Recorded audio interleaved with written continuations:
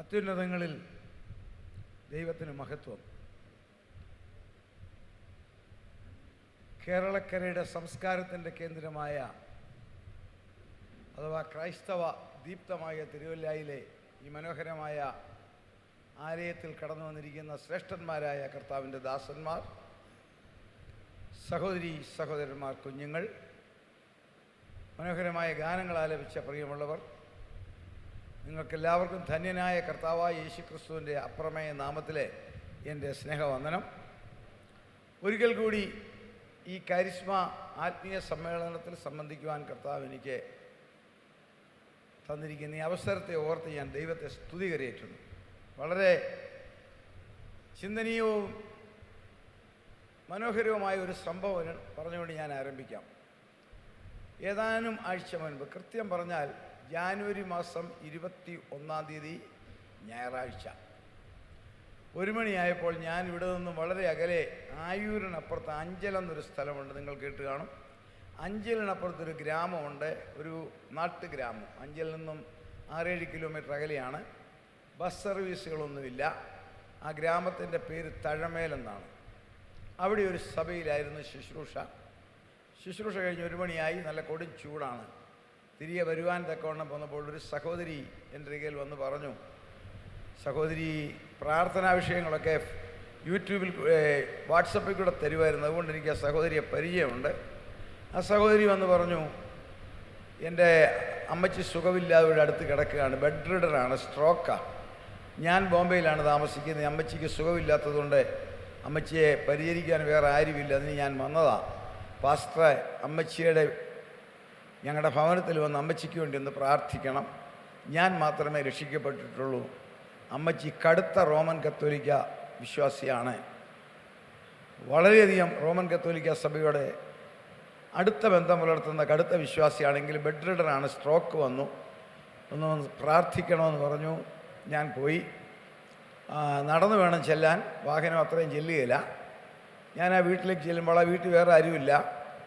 എന്നെ അതിശയിപ്പിച്ചൊരു സംഭവം, ഒരമ്മച്ചി കട്ടിലിൽ കിടക്കുന്നു, റെയിലിങ്സൊക്കെ ഇട്ടിട്ടുണ്ട് സ്റ്റീൽ കൊണ്ട് കട്ടിലിന്. ഈ അമ്മച്ചിയോടെ ഏതാണ്ട് 1 മണി സമയം കഴിഞ്ഞു. ഈ അമ്മച്ചിയോട് രാജു പൂവക്കാല പാസ്റ്റർ പ്രസംഗിക്കുന്നു. അതിശയത്തോടെ ഞാൻ നോക്കി. പ്രസംഗ വിഷയം ഒറ്റിക്കൊടുത്ത ഇസ്കരിയാത്ത യൂദാവിനെ യേശുവിനെ നേരത്തെ അറിയാമായിരുന്നു. വളരെ കൗതുകത്തോടെ അമ്മച്ചി ആ പ്രസംഗം കേട്ടുകൊണ്ടിരിക്കുന്നു. നിങ്ങൾക്ക് ആശയം മനസ്സിലായെന്ന് ഞാൻ വിശ്വസിക്കുന്നു. വീണ്ടും കഴിഞ്ഞ ഈ ഞായറാഴ്ച 28 രാത്രി 10 മണിക്ക് ചില സഹോദരന്മാരുമായി വളരെ ഗൗരവമുള്ള ചില ആത്മീയ കാര്യങ്ങളെക്കുറിച്ച് തീരുമാനമെടുക്കുവാനുണ്ട്. വളരെയധികം ചിന്തിക്കേണ്ടതും പ്രവർത്തിക്കേണ്ടതും പാളിച്ച വരാതെ സൂക്ഷിക്കേണ്ടതുമായ കാര്യങ്ങളാണ്.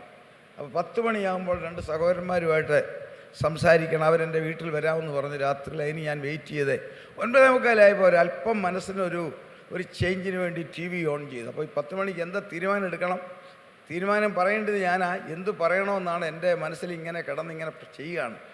അപ്പോൾ ജസ്റ്റ് ഒരു ചേഞ്ചിന് വേണ്ടി ഞാൻ TV ഓൺ ചെയ്തപ്പോൾ അവിടെയും രാജു പൂവക്കാല പാസ്റ്റർ എന്നുകൊണ്ട് പ്രസംഗിക്കുന്നു, നമ്മൾ ചെയ്യാനുള്ളത് നമ്മൾ ചെയ്യുക, ബാക്കി കർത്താവ് ചെയ്യും.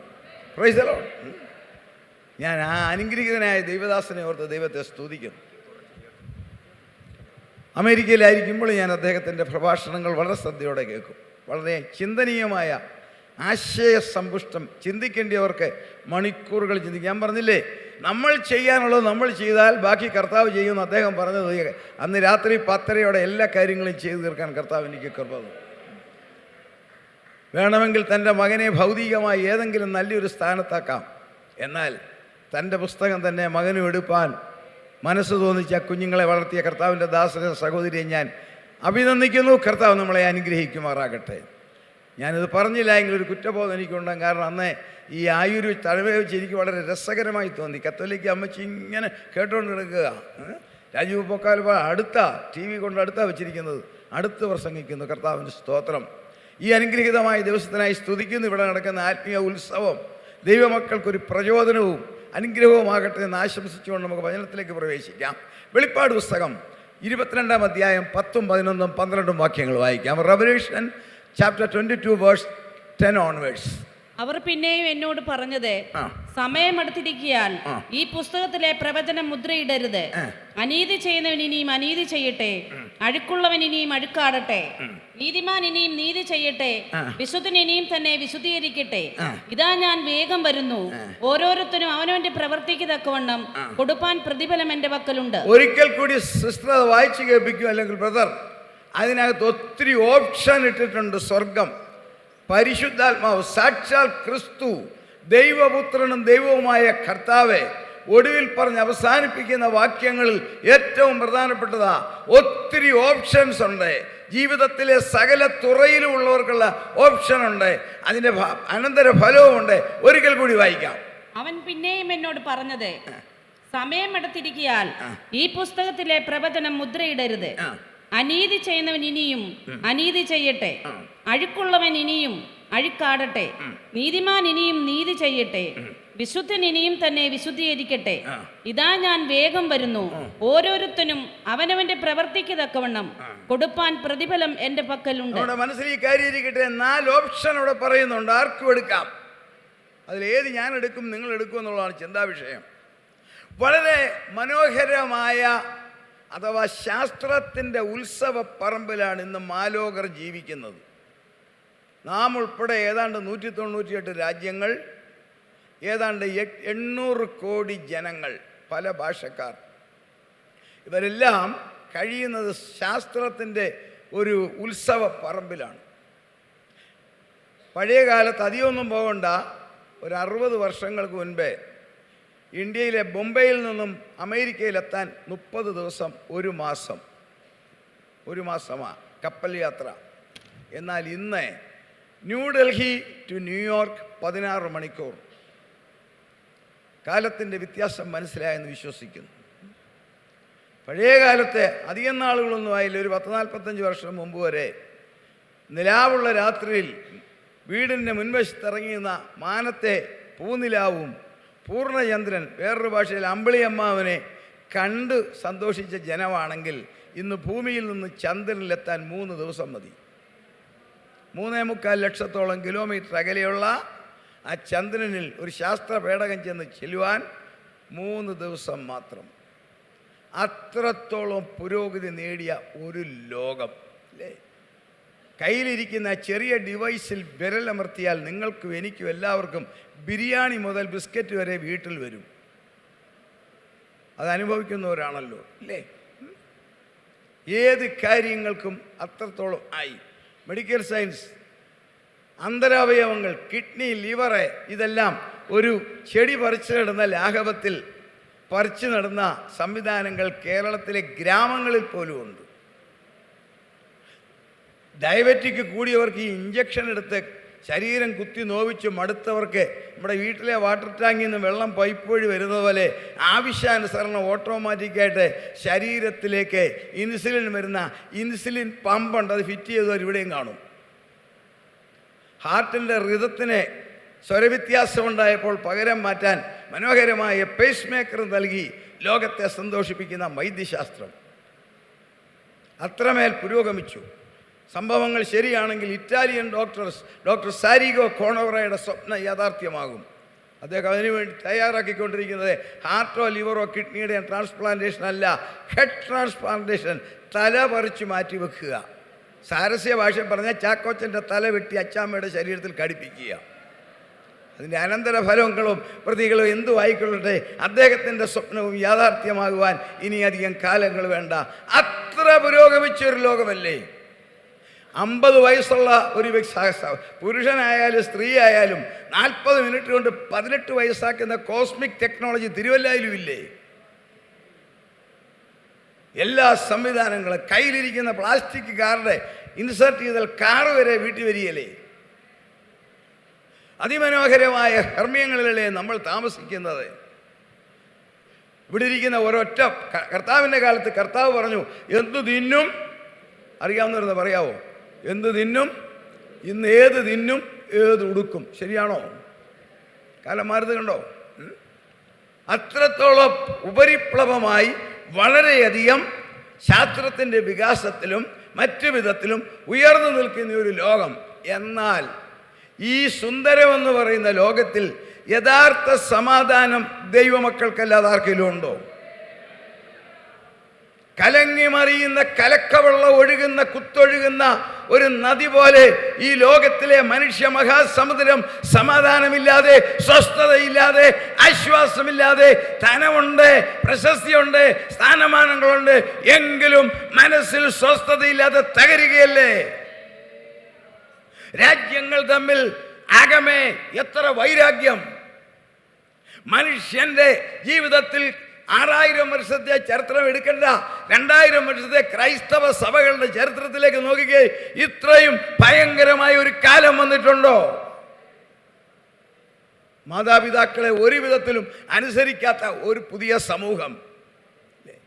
അപ്പനെ അമ്മയും കാണുമ്പോൾ ഹായ് ബായി പറഞ്ഞ് പിരി, ഹായ് മമ്മി, ഹായ് പപ്പ, അതിനപ്പുറമില്ല.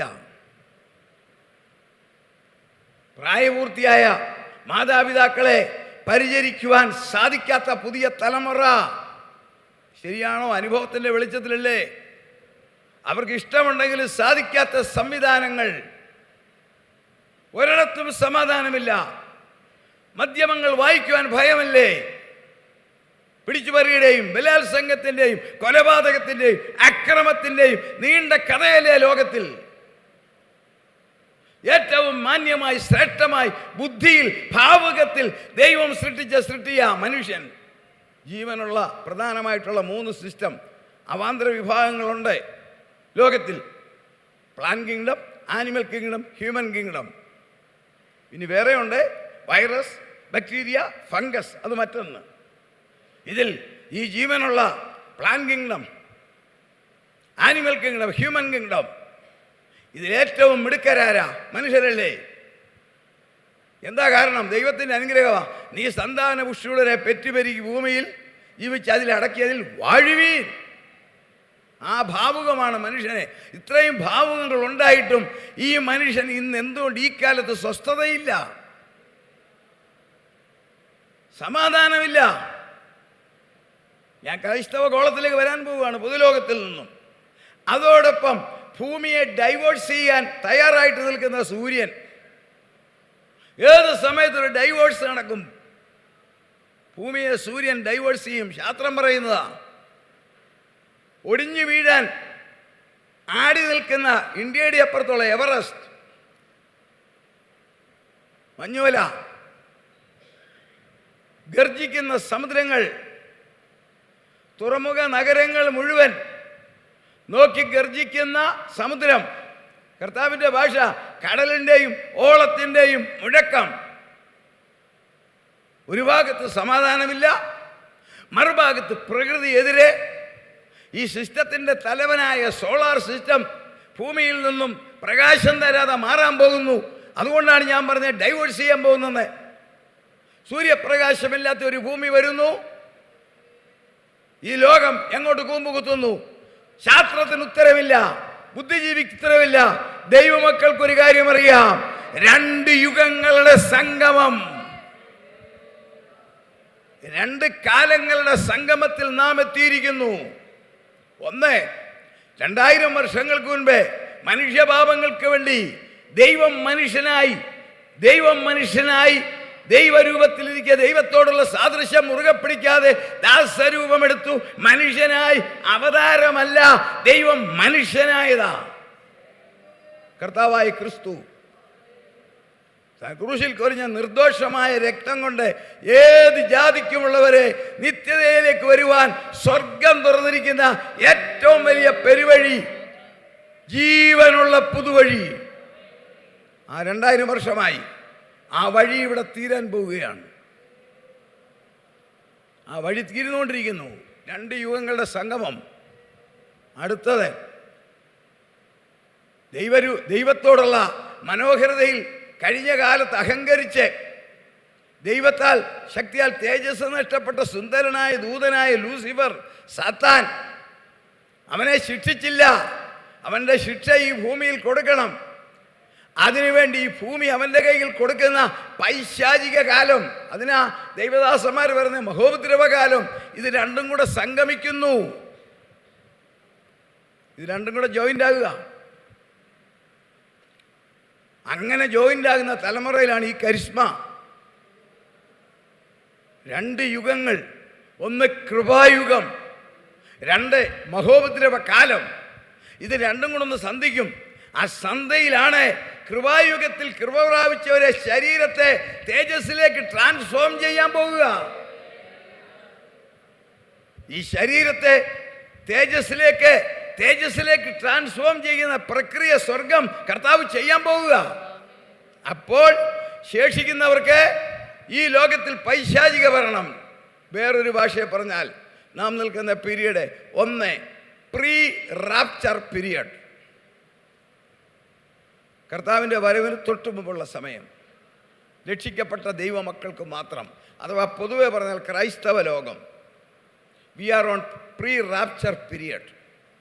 പഠിക്കുന്ന കുട്ടികളുടെ പരീക്ഷ, ഫൈനൽ എക്സാമിന് മുമ്പ് അവർക്ക് ഏതാനും ദിവസങ്ങളുണ്ട് പ്രിപ്പറേഷൻ ഫോർ എക്സാം. അവധി കുട്ടികൾക്കൊക്കെ ഏത് ക്ലാസ്സിലും എക്സാമിന് ഒരു 3-4 ദിവസം മുമ്പ് നമുക്കറിയാം അവർക്ക് പ്രിപ്പറേഷൻ ടൈമാണ്. പഠിച്ചതെല്ലാം ഒന്നുകൂടെ പഠിക്കാനും, ഏതെങ്കിലും കഠിന വിഷയമുണ്ടെങ്കിൽ ലളിതമായി പഠിക്കാനും ചിന്തിക്കാനും, just to prepare for the exam. അതുപോലെ തന്നെയാണ് ദൈവമക്കൾക്ക് നമുക്കൊന്ന് ഒരുങ്ങാൻ. എന്തിനാ? പ്രീ റാപ്ചർ എന്ന് പറഞ്ഞാൽ കർത്താവിൻ്റെ വരവിന് വേണ്ടി തയ്യാറാകാൻ ഒരു സമയം. അപ്പോൾ തന്നെ ഇതര ലോക ജനതയ്ക്ക് എന്താണെന്നറിയാവോ? സാത്താന്യ ഭരണത്തിലേക്ക് വീഴാൻ. വേറൊരു ഭാഷയിൽ ഞാൻ പറഞ്ഞാൽ നിങ്ങൾ തെറ്റിദ്ധരിക്കരുത്. സാത്താന്യ ഭരണത്തിൻ്റെ ആരംഭം തുടങ്ങിക്കഴിഞ്ഞു.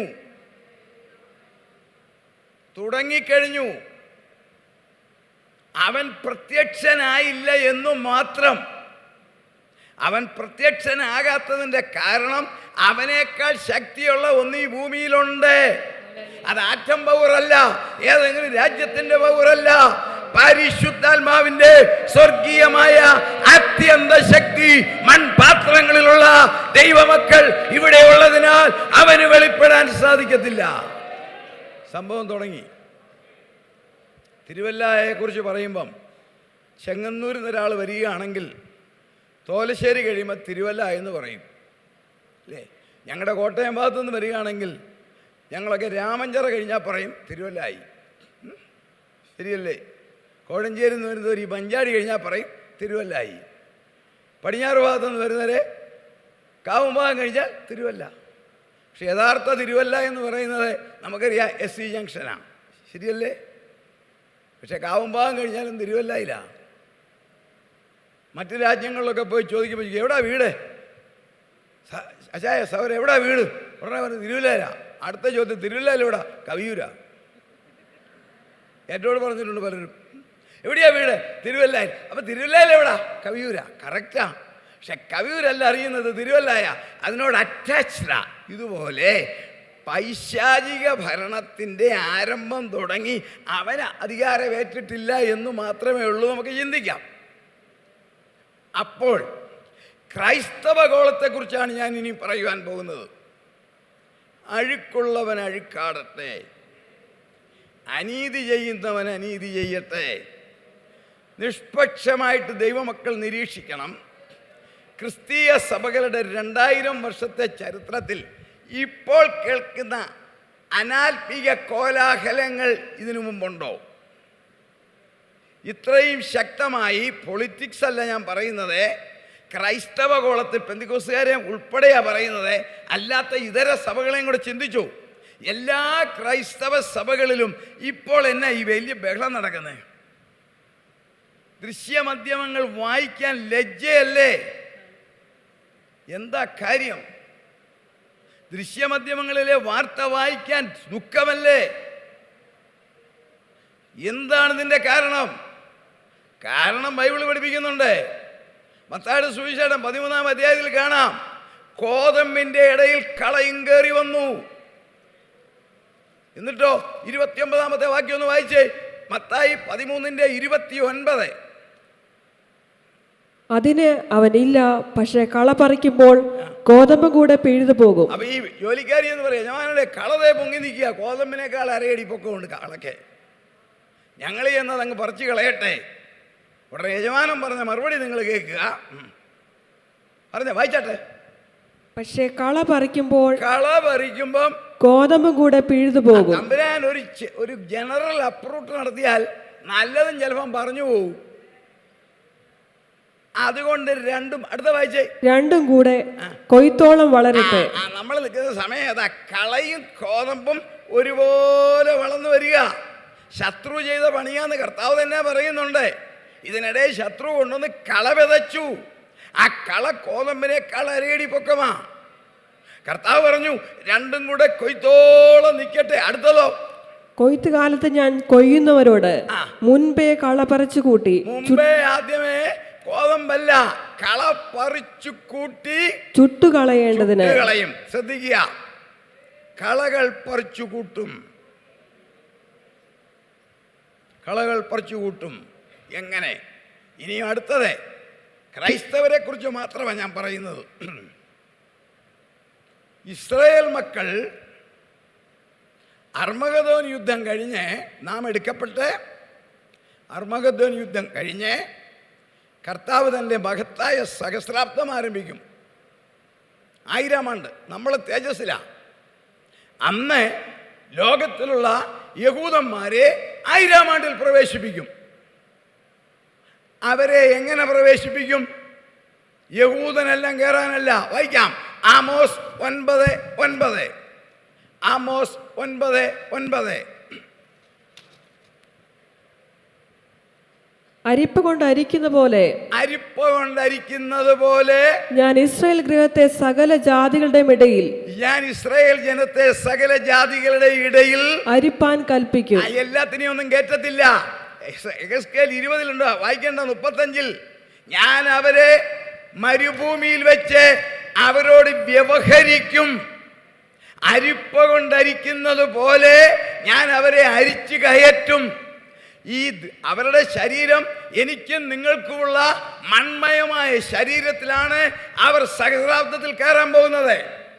ഇതേ ബോഡി 1000 ആണ്ടിൽ അവർക്ക്. അങ്ങനെ യഹൂദനെ, അബ്രഹാമിന്റെ സന്തതികളെ എല്ലാം കയറ്റത്തില്ല, അരിപ്പ കൊണ്ടരിക്കും. ഇന്ന് രാവിലെ ചായ അരിച്ച സഹോദരിമാരിവിടില്ലേ?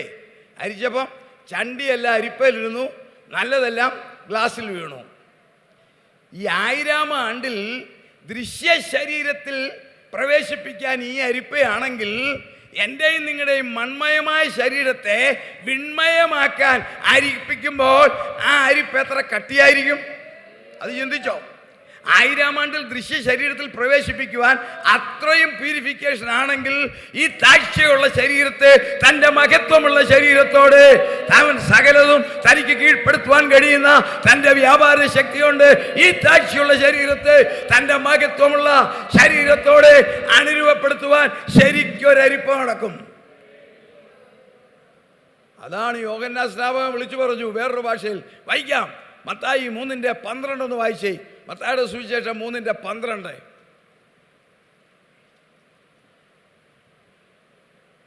വീശുമുറം അവന്റെ കയ്യിലുണ്ട്. വീശുമുറം അവന്റെ കയ്യിൽ. ആരുടെയില്ല? രാജു പോക്കാല ഭാഷയിലല്ല, ഇവർ ഈ ഇരിക്കുന്ന ദേവദാസന്മാരുടെ കയ്യിലല്ല, അവരുടെ ഇരിക്കുന്ന വചനമാണ്. അവരുടെ ഇടയന്മാരാ. അവരുടെ വടിയും കോലും ഉണ്ട്. ആരും തല്ലി ഓടിക്കാനല്ല, വചനമാകുന്ന വടികൊണ്ട് പ്രൈസലോട് തടുത്തുകൂട്ടാൻ, കോലെ പ്രാർത്ഥിച്ച് ദൈവകാര്യങ്ങൾ ദൈവമക്കൾക്ക് വേണ്ടി നടത്തുവാൻ അവരുടെ ഇരിക്കുന്ന വടിയും കോലും ആ ദൈവവചനത്തിലെ. എന്നാൽ വീശുമുറം യഥാർത്ഥത്തിൽ ആരുടെ കയ്യില? അവന്റെ കയ്യിലുണ്ട്, കർത്താവിന്റെ കയ്യിലുണ്ട്. അവൻ കളത്തെ മുറ്റം വെടിപ്പാക്കി വീശി പതിരുകെടാത്ത തീയിലിടോ, നല്ലതിനെ കളപ്പുരയിൽ കൂട്ടിവെക്കും. വ്യക്തമായിട്ടൊരു കാര്യം നമുക്ക് മനസ്സിലായി. ഈ പ്രീ റാപ്ചർ പീരീഡിൽ കളയും ഗോതമ്പും തമ്മിൽ വേർതിരിയുന്നത് കാണാം. പെരുമാറ്റത്തിൽ, സ്വഭാവത്തിൽ കാണാം. ഒരു പർട്ടിക്കുലർ സഭയെക്കുറിച്ച് ഞാൻ പറയത്തില്ല. ക്രൈസ്തവ സഭ കളയും ഗോതമ്പും കാണാം. ഇത്രയും കോലാഹലങ്ങൾ 2000 വർഷമായിട്ട് ക്രൈസ്തവ സഭ ലോകത്തിൽ മുഴുവൻ വിജാതികൾക്ക് പോലും ഇല്ലാത്ത വിധത്തിലുള്ള ബഹളങ്ങളല്ലേ ഇവിടെ നടക്കുന്നത്? ശ്രദ്ധിച്ചു നോക്കിക്കേ. സമരങ്ങൾ, കോലാഹലങ്ങൾ, സോഷ്യൽ മീഡിയയിൽ കൂടെ വിഷം ചീറ്റൽ, ദുർഗന്ധം പരത്തിൽ. ക്രൈസ്തവ കോളത്തിൽ എന്താ കാര്യം? ഇത് മുഴുവൻ കർത്താവ് അരിക്കുക. നേതൃത്വത്തിനെതിരെ, നേതൃത്വം തെറ്റ് ചെയ്താൽ ഭക്തിയോടെ വിനയത്തോടെ നേതൃത്വത്തോട് നേരിട്ട് പറയാം. നേതൃത്വം തെറ്റ് ചെയ്താൽ നേതൃത്വത്തോട് പറയാം. പക്ഷേ സോഷ്യൽ മീഡിയയിലല്ല നേതൃത്വത്തെ പറയേണ്ടത്, മൈക്ക് വെച്ചുകൊണ്ട് കവലയിൽ നിന്നുകൊണ്ടല്ല. എന്താ കുഴപ്പം? നേതൃത്വം തെറ്റ് ചെയ്താൽ നേതൃത്വത്തെ കർത്താവ് വിടുകയില്ലെന്നാണോ? ശരിക്കും ശിക്ഷിക്കും. 40 വർഷം ഇസ്രായേലിനെ ന്യായപാലനം ചെയ്ത പുരോഹിതനായ ഏലിയുടെ ചിത്രം നമുക്കറിയാം. നല്ല മനുഷ്യൻ, പക്ഷേ മക്കളെ ചൊവ്വെ വളർത്തിയില്ല, മുന്നറിയിപ്പ് അവഗണിച്ചു. അദ്ദേഹത്തിന് കൊടുത്ത ശിക്ഷ ഒരു പുരോഹിതനും ഉണ്ടായിട്ടില്ല, കഴുത്തൊടിഞ്ഞു മരിച്ചില്ലേ? അതേ 40 വർഷം 30 ലക്ഷത്തെ നടത്തിയ മോശ, ദൈവപുരുഷനായ മോശ, യഹോവയോട് നേരിട്ട് സംസാരിച്ച മോശ, തിരുവചനം പഠിപ്പിക്കുന്നു, യഹോവയായ ദൈവം പറഞ്ഞു ഇസ്രായേൽ മക്കളെ നോക്കി, 10 പ്രാവശ്യം നിങ്ങൾ എനിക്കെതിരെ മത്സരിച്ചു, സാധാരണ ജനം, എന്നിട്ട് ഞാൻ നിങ്ങളോട് ക്ഷമിച്ചു. പക്ഷെ ഒറ്റ പ്രാവശ്യമേ നേതാവിന് നാക്കു പിഴച്ചുള്ളൂ. ആർക്കാ? മോശയ്ക്ക്. അദ്ദേഹത്തോട് പറഞ്ഞു വാഗ്ദത്ത നാട് കാണത്തില്ല. അപ്പോൾ നേതൃത്വത്തെ കർത്താവാ, നമ്മളല്ല. പക്ഷെ നേതൃത്വത്തിനെതിരെ നിന്നാലോ? ഇന്നത്തെ ലോകത്തിൽ ദൈവമക്കളായി ഞാനും നിങ്ങളും ഒരു വ്യക്തിയെ, ഒരു സമൂഹത്തെയല്ല ഞാൻ പറയുന്നത്. വളരെ ശ്രദ്ധിക്കണം. നേതൃത്വം തെറ്റ് ചെയ്താൽ ദൈവം നോക്കിക്കൊണ്ടിരിക്കുക. കമ്പ്യൂട്ടറിൽ ശാസ്ത്രജ്ഞൻ നോക്കുന്നതിന് കട്ടിയിലാണ് ഒരു നേതൃത്വത്തെ ദൈവം നോക്കുന്നത്. പ്രസംഗിക്കുന്ന എന്നെ കർത്താവ് നിരീക്ഷിക്കുന്നത്. ഈ പ്രസംഗം കഴിയുമ്പോൾ നിങ്ങളുടെ നിരീക്ഷണം തീർന്നു. എൻ്റെ ഫാമിലി ലൈഫ്, എൻ്റെ സോഷ്യൽ ലൈഫ്, എൻ്റെ പ്രൈവറ്റ് ലൈഫ്, എൻ്റെ വീട്ടു ലൈഫ് എല്ലാം കർത്താവ് നോക്കുക. ഒരു ചെറിയ പാകപ്പഴുണ്ട്, അടി വാഴ്സല, അടി വാഴ്സല. അല്ല, നേതൃത്വത്തെ വിടത്തില്ല. പക്ഷേ നേതൃത്വത്തിനെതിരെ വിരളി ചൂണ്ടിയാലോ? നമുക്കറിയാം കോരഹിനും കൂട്ടർക്കും ഉണ്ടായ അനുഭവം. മോശയ്ക്കെതിരെ സംഘടിപ്പിച്ചില്ലേ? എന്തോ സംഭവിച്ചത്? ഭൂമി വിഴുങ്ങിയില്ലേ? തീർന്നില്ല. ഒരു ശിശുവായ മോശയെ ചാതുര്യത്തോടെ രാജകുമാരിയുടെ കയ്യിൽ നിന്ന് മേടിച്ച് അമ്മയുടെ വളർത്താൻ കൊടുക്കാൻ ആർജവം ഉണ്ടായിരുന്ന പെങ്കൊച്ച മിരിയാം. അതെന്നാ മിടുക്കി, അത്രയും മിടുക്കി ഇവിടെയൊന്നും ഇല്ല. രാജകുമാരിലേക്ക് ചെന്ന് തന്മയത്വമായിട്ട് ഈ കുഞ്ഞിന് പാല് കൊടുക്കാൻ ഞാൻ എൻ്റെ അമ്മയെ കൊണ്ടുവരാമെന്നല്ല പറഞ്ഞ് ഒരമ്മയെ അന്വേഷിക്കട്ടെ. അവൾ കള്ളവും പറഞ്ഞില്ല, ഉണ്ടോ? കള്ളവും പറഞ്ഞില്ല, സംഗതി ഒപ്പിച്ചും പറഞ്ഞു.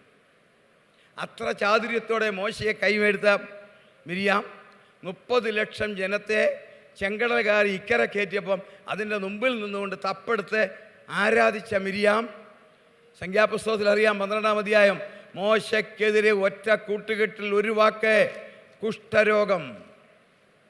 ആണോ? അപ്പോൾ നേതൃത്വത്തിനെതിരെ പറഞ്ഞാൽ നേതൃത്വത്തെ കൈകാര്യം ചെയ്യുന്ന കർത്താവാണ്. അവർക്കെതിരെ കർത്താവ് കൊടുക്കുന്ന മഹാശിക്ഷയാണ്. നമ്മുടെ ഇടയിൽ ഇത്രയും കോലാഹലങ്ങൾ. പത്രം വായിച്ചാൽ ക്രൈസ്തവർക്ക് ജാഥായും പ്രതിഷേധവും നടത്താനല്ല, നമ്മളെ ദൈവത്തെ ആരാധിക്കാനാണ് വിളിച്ചിരിക്കുന്നത്. നമ്മളെ വിളിച്ചിരിക്കുന്നത് അതിനാണ്. സോഷ്യൽ മീഡിയ വഴി സുവിശേഷം പറയാനാ. അതെല്ലാം പോയില്ലേ? അക്രൈസ്തവർ കൈകൊട്ടിച്ചിരിക്കുക. അതിൻ്റെ അർത്ഥം കർത്താവ് കളയെ പറിച്ചു കൂട്ടാൻ തുടങ്ങിക്കഴിഞ്ഞു, അരിക്കാൻ തുടങ്ങി. യഥാർത്ഥ വിശുദ്ധൻ മാത്രമേ സ്വർഗത്തിൽ പോകത്തുള്ളൂ. അന്ന് ജനം കളിക്കാൻ ചാടി. വേറൊരു വാക്യമുണ്ട്, ഒന്ന് വായിക്കാം. 1 കൊരിന്ത്യർ 10:1 മുതൽ വായിച്ചേ. 1 കൊരിന്ത്യർ 10:1 മുതൽ.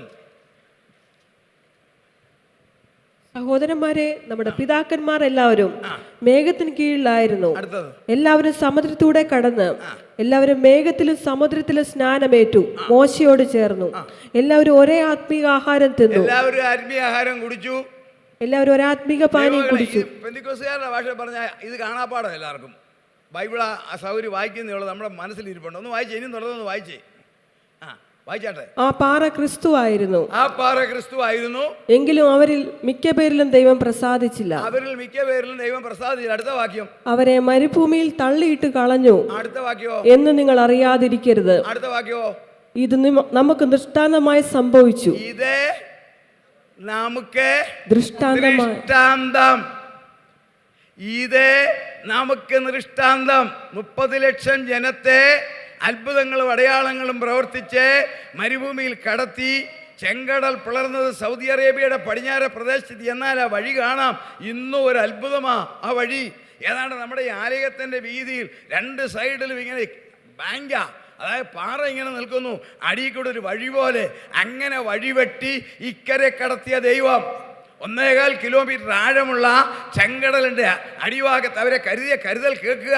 കടൽ സമുദ്ര പരിവേഷണക്കാർക്കറിയാം, കടലിൻ്റെ അടി നമുക്ക് ബുദ്ധിയുള്ള നമുക്കും അറിയാം. വെള്ളം 4 കിലോമീറ്റർ, 5 കിലോമീറ്റർ, 3 കിലോമീറ്ററൊക്കെ ആഴമാണ്. ചെങ്കടലിന് 1.25 കിലോമീറ്ററാ. മുഴുവൻ സ്ലമ്മ, ചതുപ്പ, ചെളിയ. ഒരു കണ്ടത്തിൽ കൂടെ നമുക്ക് നടക്കാൻ ഒക്കുവോ? കണ്ടം ഉണങ്ങിയാലും നമ്മൾ നടക്കുവോ? ഇല്ല.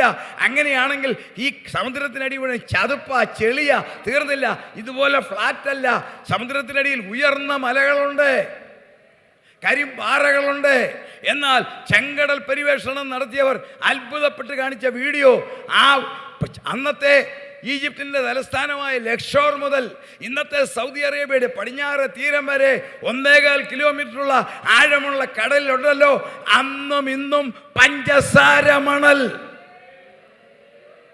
ഇന്നും പഞ്ചസാര മണൽ. എങ്ങനെ വന്നു? സമുദ്രം ഉണ്ടാകട്ടെ എന്ന് കൽപ്പിച്ച വാക്കിൽ നമ്മുടെ ചെവിയിൽ കേൾക്കുന്നില്ല. സമുദ്രം ഉണ്ടാകട്ടെ എന്ന് കൽപ്പിച്ചപ്പോൾ ദൈവത്തിൻ്റെ തിരുഹൃദയത്തിലുണ്ടായിരുന്നു, എൻ്റെ 30 ലക്ഷം ജനം ഇതിലെ പോകണം. അതുകൊണ്ട് ആ ഭാഗത്ത് മാത്രം വെറും പഞ്ചസാര മണൽ. എന്നെ കേൾക്കുന്ന സഹോദര സഹോദരി, നമ്മുടെ ജീവിതത്തിൻ്റെ ആ ദുർഗന്ധ വശങ്ങൾ വരുമ്പോൾ, ചതുപ്പും ചെളിയും കുണ്ടും കുഴിയും, രോഗങ്ങളുടെ കുഴിയും പ്രശ്നങ്ങളുടെ ചതുപ്പും ആപത്തിൻ്റെ അനർത്ഥത്തിൻ്റെ ഗർത്തങ്ങൾ വരുമ്പോൾ നീ ദൈവത്തെങ്കിലേക്ക് കണ്ണുയർത്തിയാൽ അവിടെ പഞ്ചസാര മണൽ ഇന്നും വിരിക്കാൻ കഴിവുള്ള ഒരു ദൈവമാണ്. അങ്ങനെ ഇക്കരെ കടത്തി ചേർത്ത് ആവർത്തിച്ച സമയം പോകും. സ്വർഗത്തിലെ അലങ്കാര ഭാഷ പറഞ്ഞ സ്വർഗത്തിൽ ദോശ ചുട്ടി ഇങ്ങോട്ട് കൊണ്ട് കൊടുത്തു. പക്ഷെ അതെല്ലാം മറുത്ത് കഴിഞ്ഞപ്പോൾ കർത്താവ് പറയാ, ഒറ്റ എണ്ണത്തിന് ഞാൻ വാഗ്ദത്ത നാട്ടിൽ കയറ്റിയില്ല. അങ്ങനെയാണെങ്കിൽ നമുക്ക് ദൃഷ്ടാന്തം, ക്രൈസ്തവ ഗോളത്തിനൊരു ദൃഷ്ടാന്തം, ദൈവഹിതപ്രകാരമല്ലാത്ത ജീവിതം നയിക്കുന്ന ഒറ്റ വ്യക്തി എടുക്കപ്പെടത്തില്ല. സ്തോത്രം. പരിശുദ്ധാത്മാവിനും ദൈവവചനത്തിനും അടിസ്ഥാനമില്ലാത്ത യാതൊരു പ്രവൃത്തിയും ചെയ്യുന്നവർ എടുക്കപ്പെടത്തില്ല.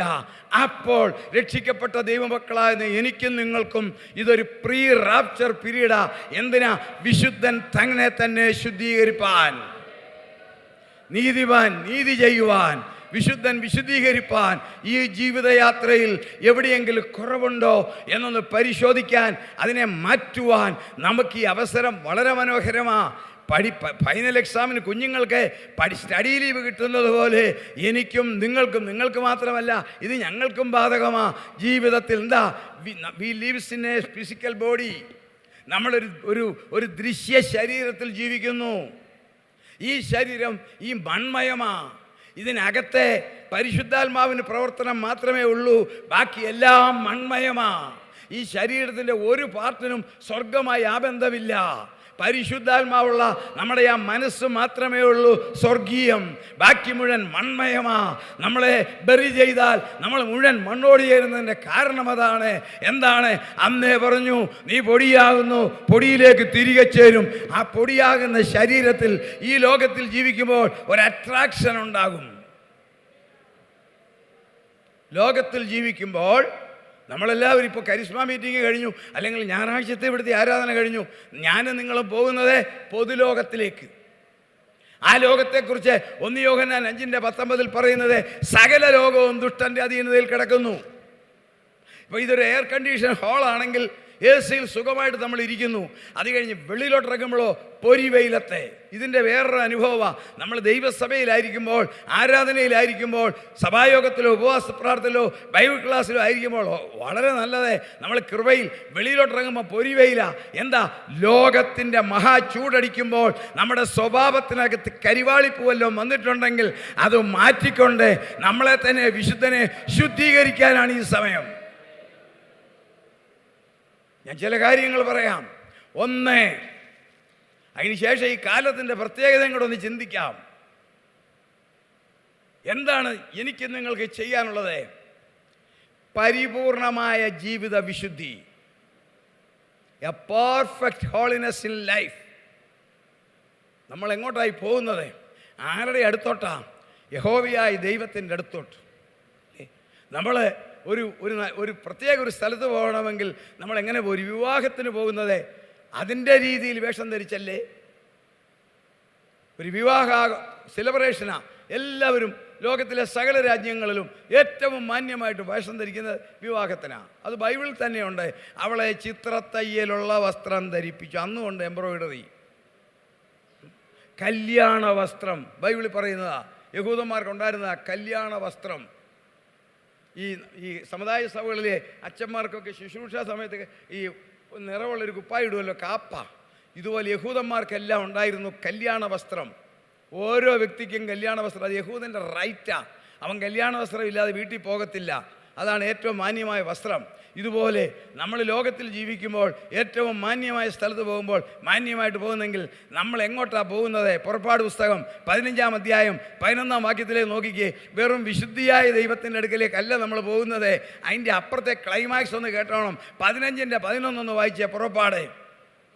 ദേവന്മാരിൽ നിനക്ക് തുല്യനാർ, വിശുദ്ധിയിൽ മഹിമയുള്ളവനെ, ഭയങ്കരനെ. ദൈവത്തിന്റെ വിശുദ്ധിയുടെ അലങ്കാര പ്രയോഗം നിങ്ങൾ കേൾക്കുക. വിശുദ്ധിയിൽ മഹിമ. നമ്മുടെ ബുദ്ധിക്ക് അതീതമാണ് ആ ഭാഷ്യം. അതിനപ്പുറം ചിന്തിക്കാൻ ഇന്റലിജൻസിന് സാധിക്കത്തില്ല, ന്യൂറോ സിസ്റ്റത്തിന് സാധിക്കത്തില്ല. വിശുദ്ധിക്കൊരു മഹിമ. അങ്ങോട്ടാണ് നമ്മൾ അടുത്ത് ചെല്ലുന്നത്. അവിടെ ചെന്നാൽ ക്രിസ്തുവിനോടൊപ്പം ഇരുന്ന് ആരാധിക്കാനുള്ളവരാണ് നമ്മൾ. അപ്പോൾ എത്ര വിശുദ്ധി വേണം? തൻ്റെ അരുളപ്പാടുകളെല്ലാം വിശുദ്ധമാണ്. സങ്കീർത്തനം 60-6 വായിച്ചേ. ഒരുപാട് വാക്യങ്ങളുണ്ടെങ്കിലും 1-2 വാക്യങ്ങളെ ഞാൻ പറയുന്നുള്ളൂ. സങ്കീർത്തനം 60-6. ദൈവം അരുളി ചെയ്യുന്നത് തൻ്റെ വിശുദ്ധിയിൽ. ഇനിയും നമുക്ക് സുപരിചിതമാ. ലേവ്യ പുസ്തകം 19 വായിക്കണ്ട. ഞാൻ വിശുദ്ധനാകയാൽ നിങ്ങളും വിശുദ്ധരായിരിപ്പീൻ. എബ്രായ ലേഖനം 12 സുപരിചിതമാ. ശുദ്ധീകരണം കൂടാതെ ആരും കർത്താവിനെ കാണത്തില്ല. വാക്യങ്ങളെല്ലാം നമുക്കറിയാം. കഴിഞ്ഞ ആഴ്ചയിൽ ഒരമ്മച്ചി ഡയബറ്റിക് ഷിവിയറായി കൂടി. ചെന്ന് നോക്കിയപ്പം ഷുഗർ എത്ര ഉണ്ടെന്ന് അറിയാവോ? ഫാസ്റ്റിംഗ് 430. എല്ലാം കയ്യിലുണ്ട്. ഷുഗർ 430. അന്വേഷിച്ചപ്പം കാര്യങ്ങളൊക്കെ ചോദിച്ചു. മക്കളൊക്കെ വിദേശത്ത്, എല്ലാ ക്രമീകരണങ്ങളും ചെയ്ത് കൊടുത്തിട്ടുണ്ട്.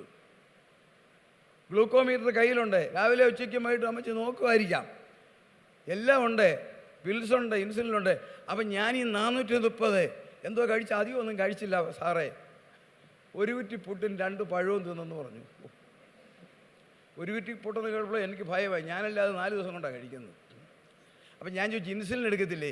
അത് വല്ലപ്പോഴും എടുക്കത്തുള്ളൂ. അമ്മച്ചിയുടെ പരിപാടിയാണ്. മക്കൾക്ക് ജോലി ഉണ്ടാക്കുക. ഇൻസുലിൻ മേടിച്ചു കൊടുത്തിട്ടുണ്ട്. പക്ഷേ ഇൻസുലിൻ വീട്ടിലിരിപ്പുണ്ട്. അമ്മച്ചി എന്നോട് പറയുക, അത് ഞാൻ വല്ലപ്പോഴൊക്കെ എടുക്കുമെന്ന്. വല്ലപ്പോഴും ഇൻസുലിൻ എടുക്കും. ഇതുപോലെ നമ്മൾ ഈ വിശുദ്ധിയെക്കുറിച്ചൊക്കെ കേട്ടിട്ടുണ്ട് അല്ലേ? പക്ഷേ നമ്മുടെ ജീവിതം എങ്ങനെയാണ്? ഞാൻ നിന്നോട് കണക്ക് തീർക്കുമ്പോൾ നിന്റെ കരങ്ങൾ ബലപ്പെടുമോ എന്ന് പരിശുദ്ധാത്മാവ് ചോദിക്കുന്നു. സ്വർഗം നമ്മളിൽ നിന്ന് പ്രതീക്ഷിക്കുന്നത് എ പെർഫെക്റ്റ് ഹോളിനെസ്. എങ്ങനെ ദുഷ്ടലോകത്തിലാണ് നമ്മൾ ജീവിക്കുന്നത്. ഐശാചിക ലോകത്തിലാണ്. ഈ ലോകത്തിൽ, ദുഷ്ടൻ്റെ അധീന ലോകത്തിൽ നമ്മളുടെ മനസ്സിനെ ഒരു മാഗ്നറ്റിക് പവറിൽ കൂടി സാത്താൻ ആകർഷിക്കും. സാത്താൻ്റെ പരിപാടി എൻ്റെയും നിങ്ങളുടെയും ബിരുദ തെറ്റിക്കാതാ. അവന് സ്വർഗത്തിൽ പ്രവേശനമുള്ളതിനാൽ ഈ ഇരിക്കുന്ന ദൈവദാസന്മാരുടെയും സഹോദരന്മാരുടെയും സഹോദരിമാരുടെയും പേര് സ്വർഗത്തിൽ എഴുതിയിരിക്കുന്ന അവൻ കണ്ടു. റിസർവ്ഡാ. റിസർവ്ഡ് എന്ന് പറഞ്ഞാൽ ഞാൻ നിങ്ങൾക്ക് സ്ഥലം ഒരുക്കാൻ പോകുന്നു എന്നാ. അപ്പം നിങ്ങളുടെ എൻ്റെ എല്ലാ പേരവിടെ റിസർവ്ഡ് ആയി കഴിഞ്ഞു. ഇവന് സ്വർഗത്തിൽ പ്രവേശനമുണ്ട്. ഇവനിങ്ങനെ നടന്ന് വായിക്കുമ്പം തിരുവല്ല IPC ചർച്ചിലെ ശാരമ്മ, കുഞ്ഞമ്മ, തോമാച്ചൻ, പാസ്റ്റർ രാജു പൂവക്കാല ഇത് കാണുമ്പോൾ അവനെ നാടൻ ഭാഷയിൽ ചൊറിച്ചില്ല. അവനറിയാം ഇവരുടെ പേരുടെ റിസർവാ. നമ്മുടെ എന്ത് ചെയ്യാൻ സാധിക്കും? അതിന് അവൻ്റെ കയ്യിലിരിക്കുന്ന ലോകം, ആ ലോകത്തിൻ്റെ ആകർഷണത്തിൽ കൂടി നമ്മുടെ ശരീരത്തെ ആകർഷിക്കാൻ അവൻ ശ്രമിക്കുമ്പോൾ സ്വർഗത്തിനറിയാം അതിനെ ചെറുക്കുവാൻ മറ്റൊരു ശക്തി നമുക്ക് തന്നിട്ടുണ്ട്.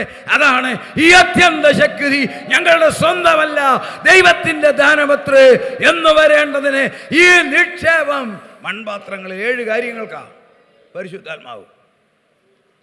7 അതിപ്പോൾ വിശദീകരിക്കാൻ സമയമില്ല. ദൈവദാസന്മാർ നിങ്ങളെ പഠിപ്പിക്കുന്നതാ. അതിലേറ്റവും പ്രധാനപ്പെട്ട കാര്യം 2 കാര്യം. ഒന്ന്, ടു റെസിസ്റ്റ് ഡെവിൾ, പിശാചിനോട് എതിർത്ത് നിൽപ്പീൻ, അവൻ നിങ്ങളെ വിട്ടേ നടന്നു പോകുമെന്നല്ല, ഓടിപ്പോകും. അപ്പോൾ ആർക്കാ പേടി? യഥാർത്ഥത്തിൽ ആർക്കാ പേടി? യഥാർത്ഥത്തിൽ ആർക്കാ പേടി? ദൈവമക്കളെ പിശാചിനാ പേടി. കാരണം അവനറിയാം നമ്മളിൽ വ്യാപരിക്കുന്ന ശക്തിയുടെ വ്യാപ്തി ഭയങ്കരമാണെന്ന്.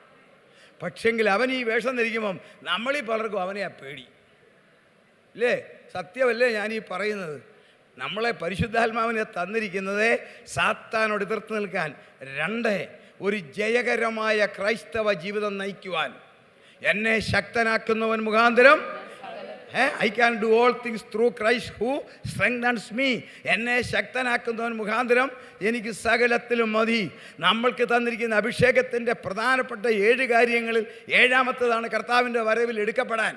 ദൈവത്തിൻ്റെ പരിശുദ്ധാത്മാവിനെ ദുഃഖിപ്പിക്കരുതേ, അതിനാലല്ലോ നിങ്ങൾ വീണ്ടെടുപ്പ് നാളിനായി മുദ്രയിട്ടിരിക്കുന്നത്. 7 സഫയറ 7ാമത്തെ കാര്യമാണ്. പരിശുദ്ധ കാഹളത്തിൻ്റെ ശബ്ദം കേൾക്കുന്നത് ഞാനോ നിങ്ങളോ അല്ല കേൾക്കുന്നത്, എന്നിലും നിങ്ങളിലും വ്യാപരിക്കുന്ന ദൈവത്തിൻ്റെ ആത്മാവാ. ഇത് ചെവി കേൾക്കുന്ന സൂത്രമല്ല കാഹളം. Price the Lord.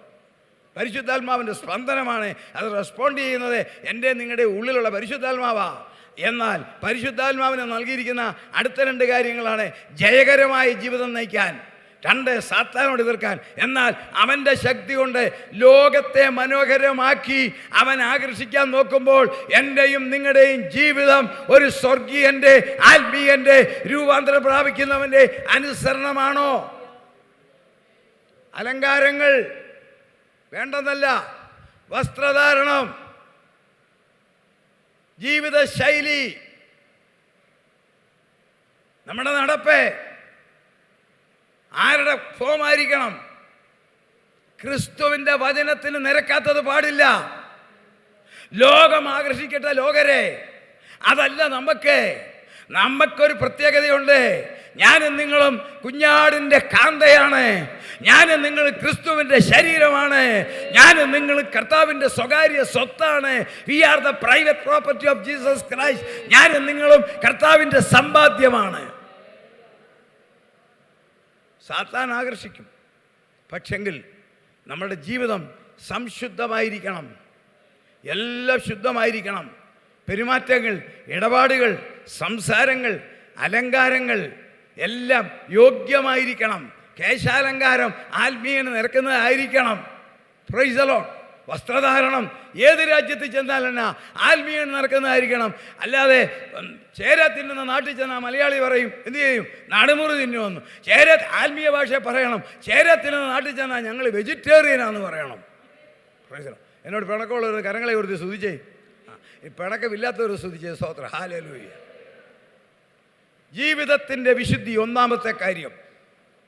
അത് വളരെയധികം ലോപിച്ചു വരുന്ന ഒരു കാലഘട്ടമാണ്. കാരണം ലോകം മനോഹരമാക്കുന്നത് സാത്താൻ അവൻ്റെ ഭരണത്തിനാണ്. അതിന് പിന്നെ ഇതൊരു കൊമേഴ്സ്യൽ വേൾഡാണ്. എല്ലാത്തിനകത്തും ഒരു അലങ്കാരങ്ങൾ കൊണ്ടുവരും. അപ്പോൾ അത് ദൈവവൈതലിൽ നിരക്കുന്നതാണോ നോക്കണം. നമ്മുടെ മുമ്പിൽ നിൽപ്പുണ്ട് ദാനിയേൽ നിൽപ്പുണ്ട്, ഇല്ലേ? നമ്മുടെ മുമ്പിൽ വിശുദ്ധിക്ക് മാതൃക ദാനിയേൽ നിൽപ്പുണ്ട്. നമ്മുടെ മുമ്പിൽ എബ്രായ ബാലന്മാർ നിൽപ്പുണ്ട്. നമ്മളുടെ മുമ്പിൽ ഹല്ലേലൂയ ജോസഫ് നിൽപ്പുണ്ട്. അതൊക്കെ വിശുദ്ധിക്ക് മോഡലാണ്. ദാനിയേലിന് എന്ത് ഓർഡർ ചെയ്യാം ആരും അറിയത്തില്ല. ഗവർണറാ, എന്ത് ഓർഡർ ചെയ്യാം, പക്ഷെ സ്വർഗം കാണും. നമ്മുടെ മുമ്പിൽ നിൽക്കുന്ന വിശുദ്ധന്മാർ അവരാണ് നമ്മുടെ മോഡൽ. ദർശനം നഷ്ടപ്പെട്ടവനെ നിങ്ങൾ നോക്കരുതേ. ദർശനം നഷ്ടപ്പെട്ട പെന്തിക്കോസ്തുകാരനെ നോക്കരുതേ. സ്വർഗത്തിലേക്ക് നോക്കണം. ഭക്തന്മാരെ നോക്കണം. അവരെ പിൻപറ്റണം. വിശുദ്ധമായ ഒരു ജീവിതം നമ്പർ 1.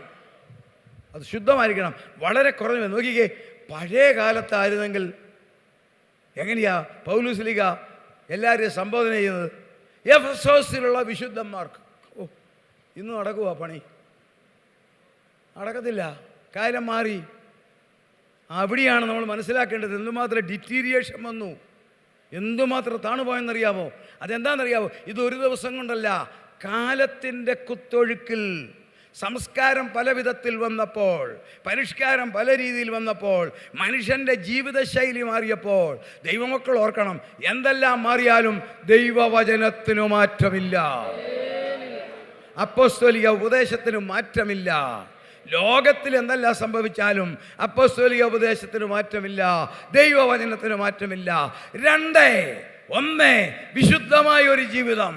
2, പ്രൈസ് ദി ലോർഡ്, അതിനനുസരിച്ചുള്ള ഒരു മോഡൽ ലൈഫ് പാറ്റേൺ, മാതൃകയുള്ള ജീവിതം. ഏത് സാധനത്തിനും മേടിക്കാൻ ചെന്നാലും, നമ്മൾ ഹോം അപ്ലിക്കൻസ് മേടിക്കാൻ ചെന്നാലും, വാഹനം മേടിക്കാൻ ചെന്നാലും, വസ്ത്രം മേടിക്കാൻ ചെന്നാലും, ഇന്നത്തെ ബിസിനസ് ടെക്നോളജി എന്താ? അവിടെ ഇരിക്കുന്ന ഒരു മോഡലാണ് അല്ലേ? ഒരു ഫ്രിഡ്ജ് വേണം, ചെന്നു, ഇത്രയുടെയാ വാ, ആ സെയിൽസ് ഓഫീസർ നമ്മളെ കൊണ്ട് കാണിക്കുന്നു അല്ലേ? നമ്മൾ ആ ഫ്രിഡ്ജ് സെലക്ട് ചെയ്തു, അല്ലെങ്കിൽ നമ്മൾ ആ മിക്സി സെലക്ട് ചെയ്തു. അത് നമുക്ക് തരത്തില്ല. അതെന്തിനാ? അത് ഷോറൂമിൽ കാണിക്കാനുള്ളതാണ്. നമുക്ക് തരുന്ന വെയർ ഹൗസിൽ നിന്ന് വേറെയാണ്. അത് തന്നെ സെയിം സാധനം. നമ്മൾ കാണിക്കുന്ന ഫ്രിഡ്ജ് അവർ മോഡൽ വെച്ചിരിക്കുക, അവിടെ പ്രദർശിപ്പിച്ചിരിക്കുക, നമുക്ക് കസ്റ്റമറെ കാണിക്കാൻ മോഡല്. പക്ഷേങ്കിൽ ഒറിജിനൽ സാധനം നമുക്ക് തരാനുള്ളത് വെയർ ഹൗസിലാണ്. അതാ തരുന്നത്. ഇതുപോലെ ഇവിടെ ഇരിക്കുന്ന മുഴുവൻ ദൈവമക്കളും ഞാനും ദൈവദാസന്മാരും ക്രിസ്തുവിൻ്റെ മോഡലാണ്. വെയർ ഹൗസ് സഭയാണ്. Price the Lord. നമ്മൾ മോഡലാണ്. ആ മോഡൽ ലോകത്തിൽ ജീവിക്കുമ്പോൾ നമ്മൾ ദൈവസഭയെ റെപ്രസെൻറ്റ് ചെയ്യണം. ലോകത്തിൽ ജീവിക്കുമ്പോൾ നമ്മൾ ക്രിസ്തുവിനെ റെപ്രസെൻറ്റ് ചെയ്യണം. ജോലി സ്ഥലത്തെ നമ്മൾ ക്രിസ്തുവിനെ റെപ്രസെൻറ്റ് ചെയ്യണം. അവിടെ നിന്ദകളും പരിഹാസങ്ങളും ഒക്കെ വരും. അതൊന്നും ഒരു പ്രശ്നമാക്കേണ്ടതൊക്കെ ഞാനും സഹിച്ചവനാ. അതിനെയെല്ലാം അതിജീവിക്കാനുള്ള കൃപ കർത്താവ് തരും. നമ്മളൊരു മോഡലായിരിക്കണം. നമ്മുടെ സംസാരം മോഡലായിരിക്കണം. ദൈവ പൈതലിൻ്റെ നാവിൽ നിന്നും വരാൻ സാധിക്കാത്ത ഒറ്റ വാക്ക് വരാൻ പാടില്ല. നമ്മൾ മോഡലാകണം. ലോകത്തിൻ്റെ കൊച്ചു വർത്തമാനങ്ങൾ നമുക്കുള്ളതല്ല. അതല്ല അവർ നടത്തട്ടെ. We should maintain a model life. മൂന്നാമത്തെ സമയ ചുരുക്കത്തിൽ ഞാൻ ഓടിച്ചു പറയുന്നതേ ഉള്ളൂ. 1, പ്രൈസ് ദി ലോർഡ്, സംശുദ്ധമായ ജീവിതം ഈ പ്രീ റാപ്ചറിൽ ഒരുങ്ങണം. 2, ഒരു മാതൃകയുള്ള ജീവിതം. 3, അടുത്ത 3 ഗൗരവത്തിൽ കേൾക്കണം. സഭയെ സ്നേഹിക്കണം. സഭാ സ്പിരിറ്റ് അല്ല ഞാൻ പറയുന്നത്. സഭാ സ്പിരിറ്റ് അല്ല. പഴയ നിയമത്തിൽ ഒത്തിരി ജനങ്ങളുണ്ടായിരുന്നു. അവരിൽ ഇസ്രായേലിന് മാത്രമേ ദൈവത്തെ ആരാധിക്കാൻ ഇഷ്ടമുള്ളായിരുന്നു. വേറെ ആർക്കും ഇല്ല. അതുകൊണ്ട് ലോകത്തിലുള്ള മറ്റ് ജനങ്ങളെല്ലാം തകർന്നെന്നല്ല. വിജാതീയ രാജാവായ കോരശിനെ കുറിച്ച് പറയുന്നത് കേട്ടിട്ടുണ്ടോ? 44-ാം അധ്യായത്തിൻ്റെ 28-ാം വാക്യത്തിൽ പറയുന്നത്, കോരശ് എൻ്റെ ഇടയൻ. ഒന്ന് വായിച്ചേ 44-28. കോരശ് എൻ്റെ ഇടയൻ. നിങ്ങൾ നോക്കിക്കേ, ഇത് ആര് പറയുന്ന? യഹോവയായ ദൈവം. Cyrus is my shepherd. Raju പോവക്കാല ഈ സഭയുടെ ഇടയൻ. ഇതിനെ സ്റ്റാറ്റസിലാണ് പറയുന്നത്, കോരശ് എൻ്റെ ഇടയൻ. ഇനി 45-ന്റെ 1 വായിച്ചേ. അടുത്തത്, യഹോവ തന്റെ അഭിഷിക്തനായ കോരശിനോട്. അഭിഷിക്തൻ. നമ്മൾ പറയത്തില്ല എൻ്റെ അഭിഷിക്തനെ തുടരുതെന്ന്. ഈ വിജാതീയ രാജാവിനെ കുറിച്ച് സ്വർഗം പറയുക, Cyrus is my anointed person. അതിൻ്റെ കാരണങ്ങൾ ചേർത്ത് വാങ്ങിയപ്പോൾ ഞാൻ എടുക്കുന്നില്ല. വിജാതീയ രാജാവ് അദ്ദേഹം, സൈറസേ. അല്ല, യഹൂദനുമായിട്ടോ യഹോവയായിട്ടോ ഒരു ബന്ധവുമില്ല. അദ്ദേഹത്തെ ഇങ്ങനെ പറഞ്ഞെങ്കിലും അദ്ദേഹത്തിനും ആരാധിക്കാൻ ദൈവം അനുവാദം കൊടുത്തില്ല, സിസ്റ്റം കൊടുത്തില്ല. ആരാധിക്കാൻ കൊടുത്തത് ആർക്കാ? യഹൂദന്മാർക്ക് മാത്രം. അതും വിശ്വസ്ഥലത്തെങ്ങും കയറാനൊക്കത്തില്ല. നമുക്കറിയാം, വെളിയിൽ നിന്നോണം. ആണ്ടിലൊരിക്കൽ പുരോഹിതൻ മാത്രം കയറി ആരാധിക്കും. ബാക്കിയുള്ളൊരു വെളിയിൽ നിന്നുകൊണ്ട് സ്വത്രം പറഞ്ഞു പോയ സ്ഥലത്തെ കാലത്തിൻ്റെ സമ്പൂർണതയിൽ യഹോവയായ ദൈവം ക്രിസ്തുവായ അവിടെ രൂപമെടുത്ത് കഴിഞ്ഞപ്പോൾ തൻ്റെ രക്തം കൊണ്ടൊരു ഹൈവേ നിർമ്മിച്ചിട്ട് പറഞ്ഞു, ഏത് ജാതിയിലും ഏത് ഭാഷയിലും ഉള്ളവർക്ക് എന്നെ ആരാധിക്കാം. ആരാധിക്കാൻ എവിടെ കൂടണം? കർത്താവെ, രക്ഷിക്കപ്പെട്ടവരെ അഥവാ രക്ഷിക്കപ്പെടുവാനുള്ളവരെ സഭയോട് ചേർത്തു. ഞാൻ അതാണ് സഭാ സ്പിരിറ്റ് അല്ല പറയുന്നത്. സഭാ സ്പിരിറ്റ് പാപമാ. സഭാ സ്പിരിറ്റ് വലിയ തെറ്റാ, അനാത്മീയമാ. പക്ഷെ നമ്മൾ സഭയെ സ്നേഹിക്കണം. ഏതാ സഭ? വിശുദ്ധന്മാർ കൂടി വന്ന് ആരാധിക്കാൻ ദൈവം നിങ്ങളെ ഇവിടെ പ്ലേസ് ചെയ്തു. എന്നെ ദൈവം വേറൊരു സ്ഥലത്ത് പ്ലേസ് ചെയ്തു. ഇവിടെയാണ് ദൈവമക്കളെ കർത്താവ് പ്ലേസ് ചെയ്തിരിക്കുന്നത്. അപ്പോൾ നിങ്ങളുടെ ശരീരത്തെക്കാൾ കുടുംബത്തെക്കാൾ സ്നേഹിക്കേണ്ടത് സഭയെ. കാര്യം പറയാം. അതുകൊണ്ട് ഭാര്യയും ഭർത്താവിനെ സ്നേഹിക്കരുതെന്നല്ല. സഭാ സ്പിരിറ്റല്ല ഞാൻ പറയുന്നത്. രക്ഷിക്കപ്പെട്ടവരുടെ കൂട്ടമാണ്. എന്താ പറയുന്നത് അറിയാവോ? വാക്യം വായിക്കേണ്ട സുപരിചിതവാ. എല്ലാ വിവാഹ ശുശ്രൂഷയിലും 2 പ്രാവശ്യം രാജു പാസ്റ്റർ പറയുന്നതാണ്. എഫേസ്യർ 5 ക്രിസ്തു സഭയെ സ്നേഹിച്ചു. ക്രിസ്തു സഭയ്ക്ക് വേണ്ടി തൻ്റെ ജീവനെ നൽകി. അപ്പോൾ സഭയെ നമ്മൾ എത്ര സ്നേഹിക്കണം?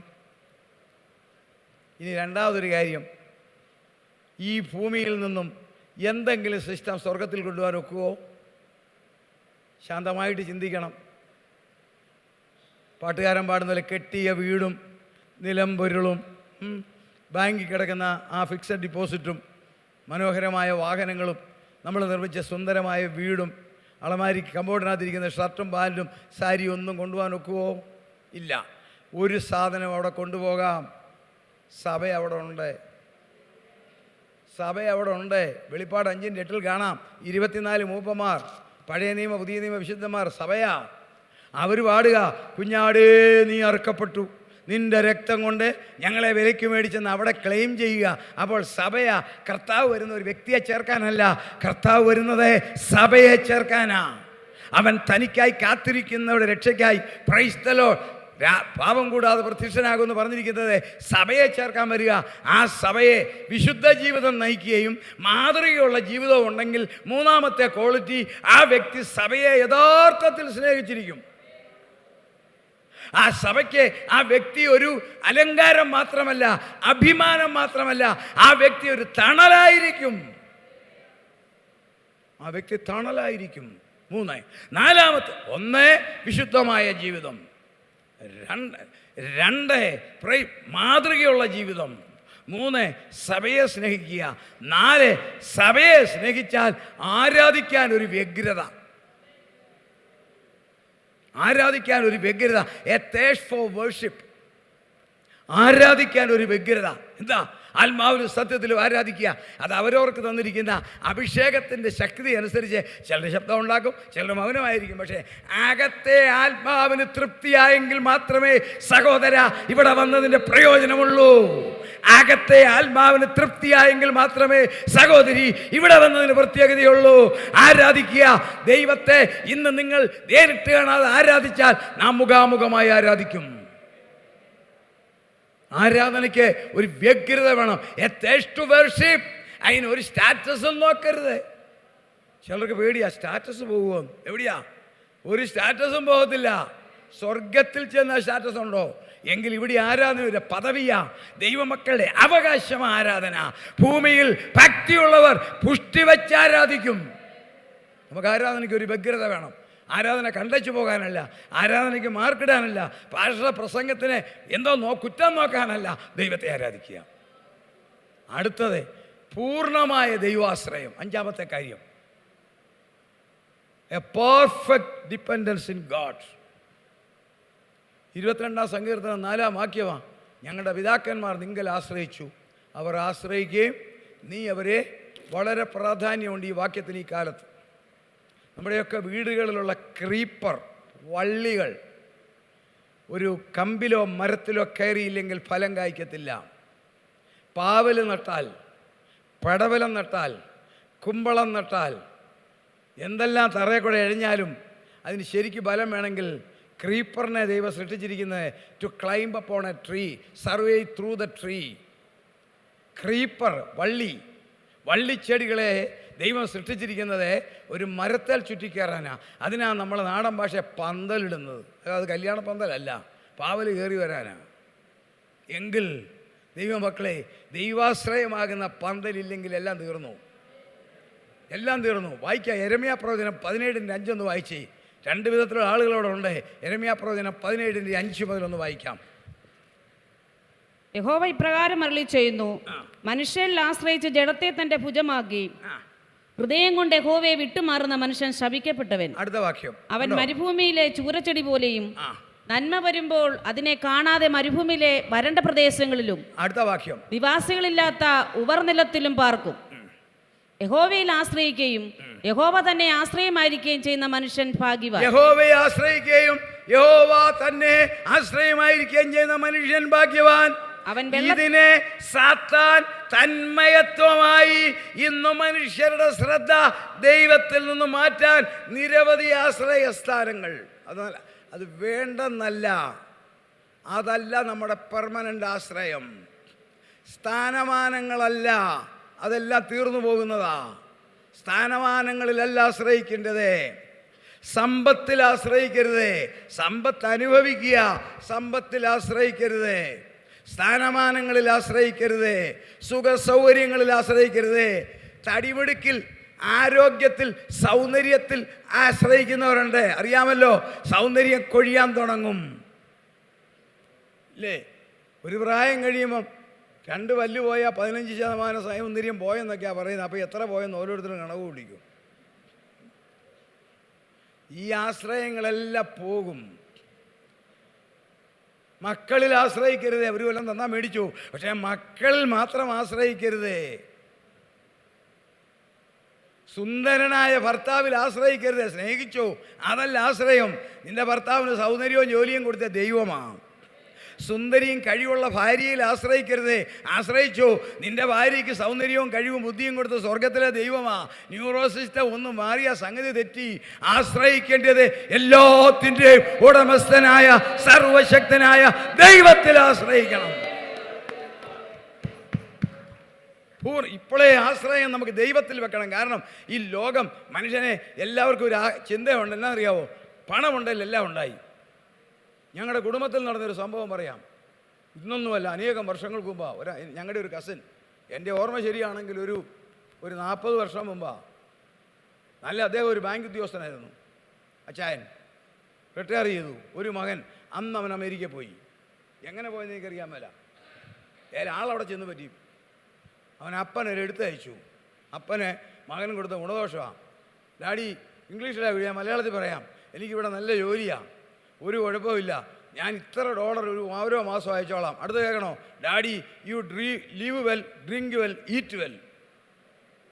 മകൻ അപ്പന് കൊടുത്ത ഗുണദോഷമാണ്. നീ നല്ലപോലെ കുടിച്ചോ, നല്ലപോലെ തിന്നോ, നല്ലപോലെ ജീവിച്ചോളാൻ. പക്ഷേ അദ്ദേഹത്തിൻ്റെ ദൈവം നമ്പുരാൻ പണ്ട് മൂടാ, ഇന്ന് രാത്രി നിൻ്റെ ആത്മാവിനെ ചോദിക്കുമെന്ന് പറഞ്ഞ പോലെ ഈ മകൻ്റെ ആദ്യത്തെ ചെക്ക് വന്നത് ഈ അച്ചായന് കീമോതെറാപ്പി ചെയ്യാനാണ്. ഈ മകൻ്റെ 2ാമത്തെ ചെക്ക് വന്നത് ഈ അപ്പനെ ഹോസ്പിറ്റലിൽ കൊടുത്ത് ബെറിയലിനാണ്. അവൻ ഓർത്തത് കുറച്ച് $1 ഇങ്ങോട്ട് അയച്ചാൽ നല്ല തുക വന്നാൽ അവൻ എഴുതിയ വാക്കാ ഇപ്പോഴും ഞാൻ ഓർക്കുന്നു. നീ daddy eat well, drink well. ഏതെങ്കിലും മക്കൾ അപ്പനോട് പറയുക നല്ല കുടിച്ചോളാൻ.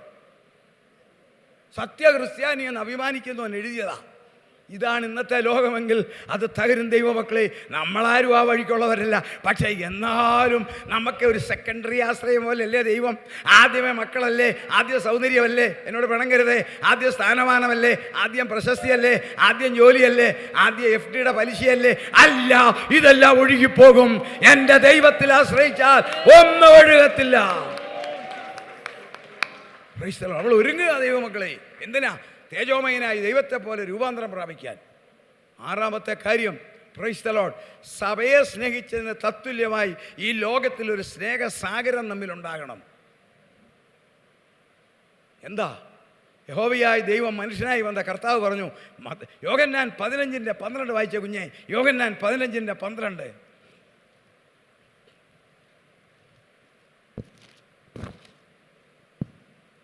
അവൻ ഞാൻ നിങ്ങളെ സ്നേഹിച്ചിരിക്കുന്ന പോലെ നിങ്ങളും തമ്മിൽ തമ്മിൽ സ്നേഹിക്കണമെന്നാകുന്നു എൻ്റെ കൽപ്പന. റാപ്ചറിൽ നമ്മളൊന്ന് ശോധന ചെയ്യണം. കർത്താവ് നമ്മളെ സ്നേഹിക്കുന്നത് പോലാണോ നമ്മൾ കൂട്ടുവിശ്വാസിയും കൂട്ടു സഹോദരങ്ങളെ സ്നേഹിക്കുന്നത്? നമ്മുടെ ബലഹീനതകളെ മുഴുവൻ കണ്ട് നമ്മളെ അറയ്ക്കാതെ, നമ്മുടെ രഹസ്യ ജീവിതത്തിൻ്റെ കറപ്പ് കണ്ട് കർത്താവ് നമ്മളെ മുഖം തിരിയാതെ, നമ്മുടെ വീഴ്ചകളും ബലഹീനതകളും എല്ലാം കണ്ടിട്ടും അവൻ രക്തം നൽകി നമ്മളെ സ്നേഹിച്ചെങ്കിൽ നമ്മുടെ കൂട്ടു സഹോദരനെ എങ്ങനെയാണോ സ്നേഹിക്കുന്നത്? ഇന്നത്തെ ലോകത്തിലെ ദുഃഖവാർത്തകളുടെ എല്ലാ ഉറവിടം എന്താ? പേപ്പറിലായാലും എന്താ? എല്ലാ സ്നേഹം ക്രൂശിച്ചതിൻ്റെയാ. മാനസിക രോഗം ഇല്ലേ, ആത്മഹത്യ, ട്രെയിനിന് കുറുകെ തലവെക്കുക, എല്ലാം എന്താ? സ്നേഹത്തെ നശിപ്പിച്ചതാ. പ്രണയം, പ്രേമം ഓടിച്ചെന്ന് വല്ലയിടത്തും ചാടും ഇല്ലേ?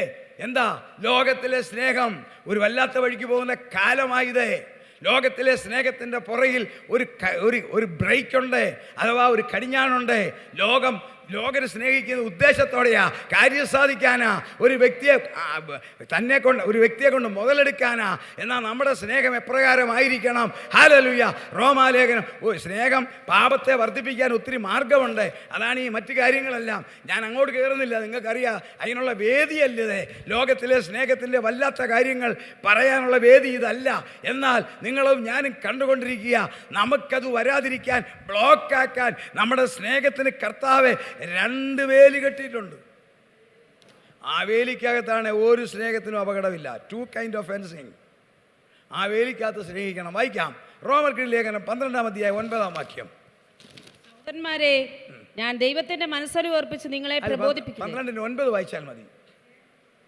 ആ സ്നേഹം നിർവ്യാജമായിരിക്കട്ടെ. Love must be complete sincere.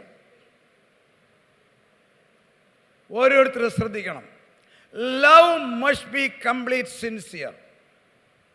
ആരെ സ്നേഹിച്ചാലും അത് നിർവ്യാജമായിരിക്കണം. മനസ്സിനകത്ത് യാതൊരു കറുപ്പുമില്ലാത്ത സ്നേഹമായിരിക്കണം. സ്വർഗം നമ്മൾ സ്നേഹിക്കുന്നതിന് പുറകിൽ നമ്മുടെ മനസ്സിൽ എന്താണെന്ന് സ്വർഗത്തിലെ ആ കമ്പ്യൂട്ടറിൽ കണ്ടുകൊണ്ടിരിക്കുക. ദൈവത്തിൻ്റെ പരിജ്ഞാനത്തിൻ്റെ കമ്പ്യൂട്ടർ സ്ക്രീനിൽ ഞാൻ രാജു പൂവക്കാല പാസ്റ്ററെ സ്നേഹിക്കുന്നത് എന്നെ മീറ്റിങ്ങിന് വിളിച്ചതുകൊണ്ടാണോ എന്ന് സ്വർഗം നോക്കിക്കൊണ്ടിരിക്കുക. ആണെങ്കിൽ എൻ്റെ സ്നേഹം വ്യാജമാണ്. Price the Lord.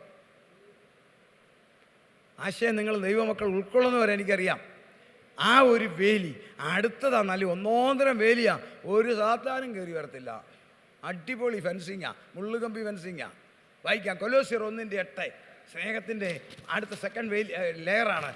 എന്താ വായിച്ചാട്ടെ? കൊലോസ്യർ 1:8. കൊലോസ്യർ 1:8. അവൻ നിങ്ങൾക്ക് വേണ്ടി ക്രിസ്തുവിന്റെ വിശ്വസ്തത, ശുശ്രൂഷകനും നിങ്ങൾക്ക് ആത്മാവിനാലുള്ള സ്നേഹം. എന്നാ സ്നേഹമാ? ആത്മാവിനാൽ. ആ സ്നേഹം കൊണ്ട് പ്രേമം വരത്തില്ല. മനസ്സിലായോ? ആ സ്നേഹം കൊണ്ട് പ്രണയം വരത്തില്ല. ആ സ്നേഹം കൊണ്ട് ഈ കമ്പ്യൂട്ടർ എടുത്തല്ലേ, യൂട്യൂബ് എടുത്ത് ആ കണാകുണമൊന്നും ചെയ്യത്തില്ല. ആത്മാവിനാലുള്ള സ്നേഹം. എൻ്റെ സ്നേഹത്തിൻ്റെ പുറകിൽ പരിശുദ്ധാത്മാവിൻ്റെ കൺസെന്റ് ഉണ്ടെങ്കിൽ സാത്താന് കയറാനൊക്കത്തില്ല. ദൈവമക്കളെ, നമ്മുടെ സ്നേഹത്തിൻ്റെ പുറകിൽ there should be a consent of Holy Spirit. പരിശുദ്ധാത്മാവിൻ്റെ കൺസെന്റ് വേണം. എങ്കിൽ നമ്മൾ വിശുദ്ധരാ, എങ്കിൽ നമ്മുടെ സ്നേഹം വിശുദ്ധമാ, നിർവ്യാജമായ സ്നേഹമാ. 7-ാമത്തെ കാര്യം, നമുക്ക് വേണ്ടത് തികഞ്ഞ പ്രത്യാശ.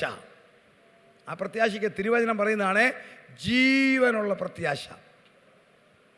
ഞാൻ അടുത്ത വിഷയം പറയാനായിട്ട് പ്രവേശിക്കാൻ പോവുകയാണ്.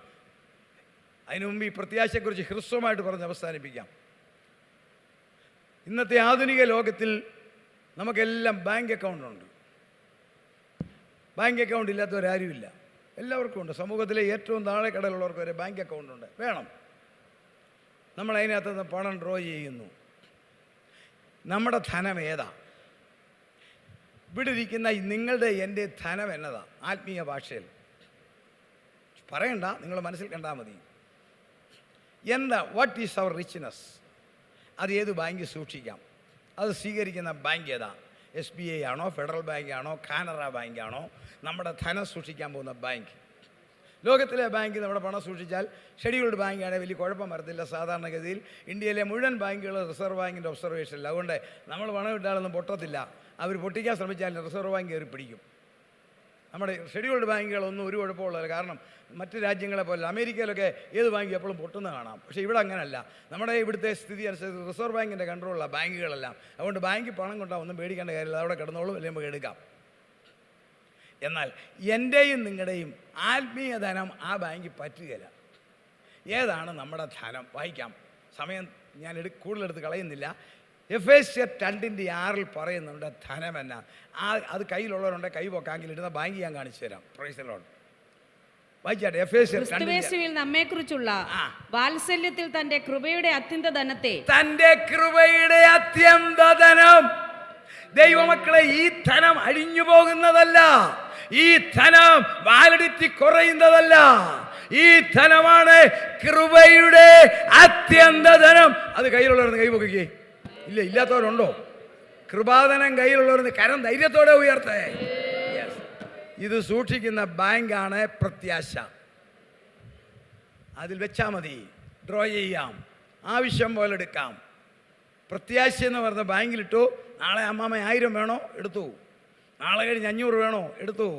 Price the Lord. പ്രാർത്ഥനയുടെ ചെക്ക് അങ്ങോട്ട് ഒപ്പിട്ടുകൂടെ പൈസ ഇങ്ങോട്ട് വരും. ഒരു ATM കാർഡ് വീട്ടിലുണ്ടാ, പ്രാർത്ഥനയുടെ ചെക്ക് കൊടുക്കുക, കാശ് ഇങ്ങോട്ട് വരിക. ബാങ്ക് ഏതാണ്? പ്രത്യാശ. ആ ബാങ്കിൻ്റെ പേരാണ് ജീവനുള്ള പ്രത്യാശ. മനസ്സിലായോ? ലോകത്തിലുള്ളവർക്കെല്ലാം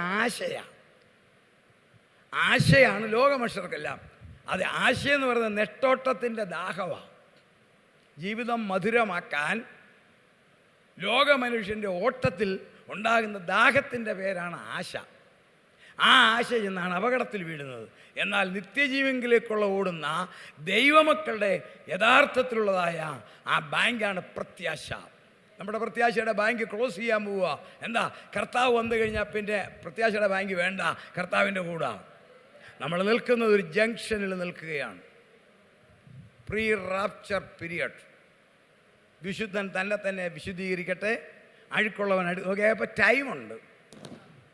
ആ വാക്യത്തിനകത്തുള്ള ആഴമായ അർത്ഥം നിങ്ങൾ മനസ്സിലാക്കണം. There is for some time for everything. വിശുദ്ധൻ തന്നെ ശുദ്ധീകരിക്കട്ടെ. ടൈം. ഇവിടെ മീറ്റിങ്ങിന് ഒരു ടൈമുണ്ട്. ക്ലോക്കുകൾ അവിടെ ഇവിടെ പ്രസംഗിക്കുന്നവർക്ക് ആ ക്ലോക്ക്, നിങ്ങൾക്ക് ഈ ക്ലോക്ക്, കൈ വേറെ ക്ലോക്ക് ഇല്ലേ, ടൈം നോക്കാനാണ്. ഇതുപോലെ ഏതിനും ഒരു ടൈം ഉണ്ടെങ്കിൽ നമുക്ക് വിശുദ്ധീകരിക്കാനുള്ള സമയമാണ് pre rapture, pre tribulation period. ലോകത്തിന് നമുക്ക് പ്രീ റാപ്ചർ. ഇനി പ്രീ ട്രിബുലേഷൻ പീരീഡിൻ്റെ ഒരുക്കം കാണുമ്പോൾ മനസ്സിലാക്കിക്കോണം, നമ്മൾ ഒരുങ്ങണം. അത് സമയം കിട്ടിയാൽ ഒരു പറയാം. 3-4 കാര്യങ്ങളുണ്ട്, എങ്കിലും നമ്മുടെ സമയത്തിന് വ്യാപ്തി ഉണ്ടല്ലോ. ഒന്നാമത്തെ കാര്യം, സഭ എടുക്കപ്പെട്ട ശേഷം, നിങ്ങൾക്കറിയാവുന്നതുകൊണ്ട് വായിക്കണ്ട, വെളിപ്പാട് പുസ്തകം 1-ാം അധ്യായം തേജസ്കരിക്കപ്പെട്ട കർത്താവ് ഇവിടെ പഠിപ്പിക്കുന്നവർ ഇരിപ്പുണ്ട്. ദൈവം എന്നെക്കാൾ എടുക്കലേ ഇവിടെ ഇരിക്കുന്നത്. അതുകൊണ്ട് ഞാനങ്ങോട്ട് വിശദീകരിച്ച ചൈനക്കാരൻ പറഞ്ഞ പോലെ തയ്യക്കാരനെ ബട്ടൺ ഹോൾ വരിക്കാൻ പഠിപ്പിക്കാൻ പോകരുതെന്ന് പറഞ്ഞ പോലെ ഈ ദൈവദാസൻ വരെ പഠിപ്പിക്കാൻ എനിക്ക് പറ്റത്തില്ല. എന്നാൽ വെളിപ്പാട് 1 തേജസ്കരിക്കപ്പെട്ട ക്രിസ്തു, 2-3 അധ്യായം സഭകളോടുള്ള ദൂത്. അത് പെന്തക്കോസ് ദിവസം മുതൽ ഇന്ന് വരെയുള്ള സഭകളാണ്, അല്ലാതെ അന്നത്തെ 7 സഭയല്ല. ക്യാരക്ടറാണ്. 6ആയിട്ട് തിരിച്ചിരിക്കുക. സഭയോടുള്ള ദൂത്. 6ാമത്തെ സഭ. 6എന്ന് പറഞ്ഞാൽ 7 അല്ല, 6. പമ്പയാറ് 2ആയിട്ട് പിരിയുന്ന പോലെ 16-ാം നൂറ്റാണ്ടിൽ സഭ 2ആയിട്ട് ഒഴുകുക. 16-ാം നൂറ്റാണ്ടിലെ ഉണർവിൻ്റെ തീജ്വാല കെട്ടുപോകാതെ കാത്തു സൂക്ഷിക്കുന്ന ഒരു കൂട്ടരുണ്ടെന്നേ. അതാണ് ഫിലദൽഫിയ സ്വഭാവം. അതാണ് ഇതിനകത്തിരിക്കുന്നത്. എന്നാൽ അന്ന് കിട്ടിയ ഉണർവ് അത് കഴിഞ്ഞെല്ലാം കെട്ടുപോയി. വേറെ ഉപരിപ്ലവമായ പരിപാടിയും കൊണ്ട് നടക്കുന്നവരുണ്ട്.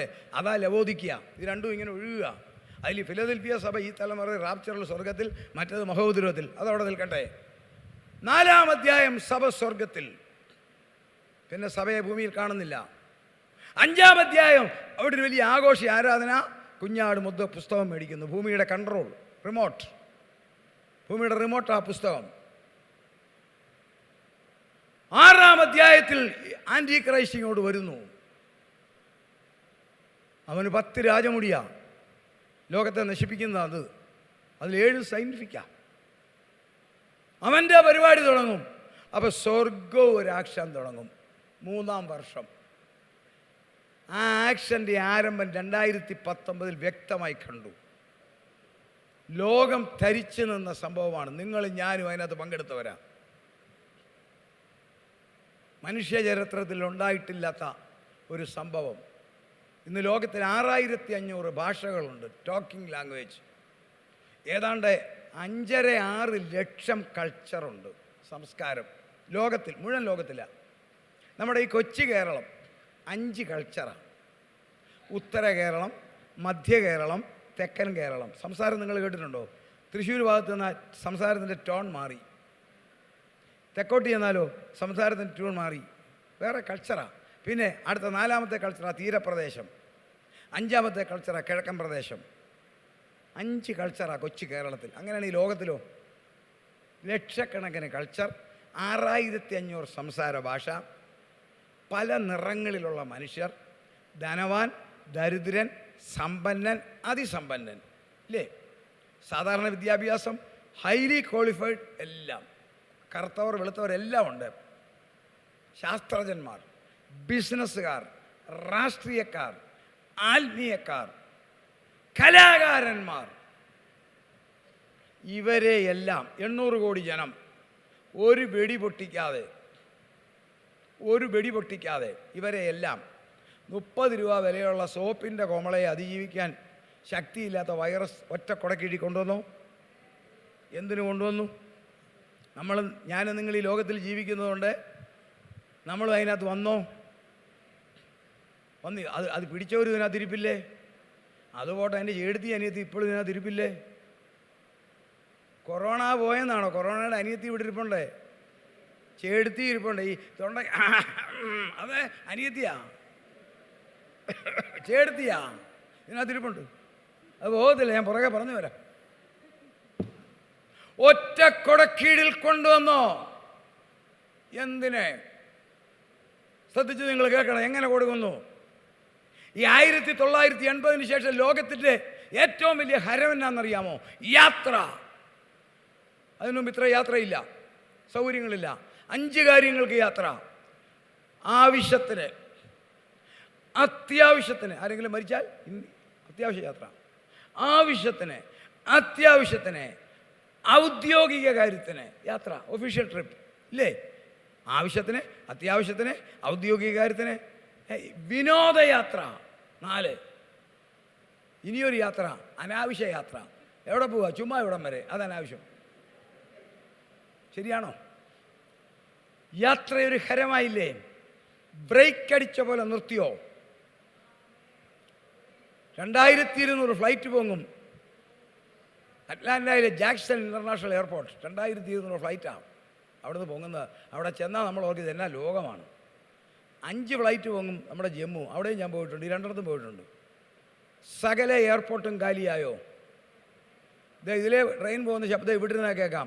അവിടെ പശുക്കളെ കൊണ്ട് കെട്ടിയില്ലേ? ലോകത്തിൽ, ഇന്ത്യയിലല്ല, ലോകത്തിൽ ഒരു ട്രെയിൻ ചലിച്ചോ? ഒരു കപ്പൽ ഓടിയോ? നിരത്തുകൾ മുഴുവൻ കരിയില പോലെ ബമ്പർ ടു ബമ്പർ ഓടിയ നിരത്തുകൾ ശൂന്യം. നിങ്ങൾ കണ്ടു നിന്നവരല്ലേ? നമ്മുടെ വാഹനം ഇറക്കിയോ? ശ്രദ്ധിച്ചേ, ഒതുക്കിയോ? 1. യാത്ര പാടില്ല എന്ന് വെച്ചാൽ പാടില്ല. വീട്ടിൽ ഒതുങ്ങടാ. ഒതുങ്ങിയോ? വീട്ടിൽ കയറാത്തവനും വീട്ടിൽ കയറി. ഒരമ്മ പറഞ്ഞു, ചെറുക്കൻ വന്ന് വീട് നോക്കിയിട്ട് സെറ്റ് അവൻ ആദ്യം കാണുക. അവൻ വീട്ടിലല്ല, അവനും കയറി വീട്ടിൽ. 2, ഞാൻ അലങ്കാര ഭാഷ പറയുക. പഴയ കാലത്ത് അമ്മച്ചിമാർ പെമ്പിള്ളേർ വളർന്ന എൻ്റെയൊക്കെ പെങ്ങന്മാരെ ഞാൻ കണ്ടിട്ടുണ്ട്. കറി വെക്കാൻ പഠിപ്പിച്ചേ വിടത്തുള്ളൂ. അല്ലെ വല്ല വീട്ടിൽ ചെന്നാൽ അമ്മായിയമ്മ കുത്തോടി എന്ന് പറഞ്ഞ് ഞങ്ങളുടെ അമ്മച്ചി ഞങ്ങളുടെ പെങ്ങന്മാരെയൊക്കെ കറി വെക്കാൻ പഠിപ്പിക്കുന്നത് ഞാൻ കണ്ടിട്ടുണ്ട്. ഇന്ന് ഏതെങ്കിലും ഒരു അമ്മച്ചി കറി വെക്കാൻ പഠിപ്പിക്കാൻ കൊച്ചിന് നേരമുണ്ടോ? അമ്മച്ചിക്ക് നേരമുണ്ടോ? ഇല്ല. പക്ഷേ ഈ ഇരിക്കുന്ന പെമ്പിള്ളേരെല്ലാം അടുക്കള കണ്ടിട്ടില്ലാത്തവരാണെങ്കിലും നല്ല സൂപ്പറായിട്ട് കറി വെക്കുകയല്ലേ? യൂട്യൂബും തുറക്കും, ഗ്യാസ് ഓൺ ചെയ്താൽ അടിപൊളി അല്ലേ? അത്രമേ പഠിച്ചിട്ടും നമ്മളെല്ലാം ആഴ്ചയിലൊന്ന് പുറത്ത് ഭക്ഷണം കഴിക്കത്തില്ലായിരുന്നോ? ലോകം മുഴുവൻ ഇല്ലേ? ശ്രദ്ധിച്ചേ, വൺസ് ഇൻ എ വീക്ക് വെളിയിൽ പോയി ഒരു ഭക്ഷണം കഴിക്കാത്തവരാരുമില്ല. അത് നിലച്ചോ? നിന്നോ? ഗൗരവത്തിൽ കേൾക്കണം. 3-ാമത്തെ കാര്യം, മനുഷ്യൻ്റെ സംസ്കാരത്തിൻ്റെ പ്രതീകമാണ് ഗെറ്റ് ടുഗദർ. എല്ലാ വിധത്തിലുള്ളവർ ഗെറ്റ് ടുഗദർ. ആത്മീയരെ സുഹൃത്തുക്കളുമായി ഒന്നിച്ചു കൂടുന്നു, വീടുകളിൽ ഭക്ഷണം കഴിക്കുന്നു. അനാത്മീയർ വേറെ വിധത്തിൽ കഴിക്കുന്നു.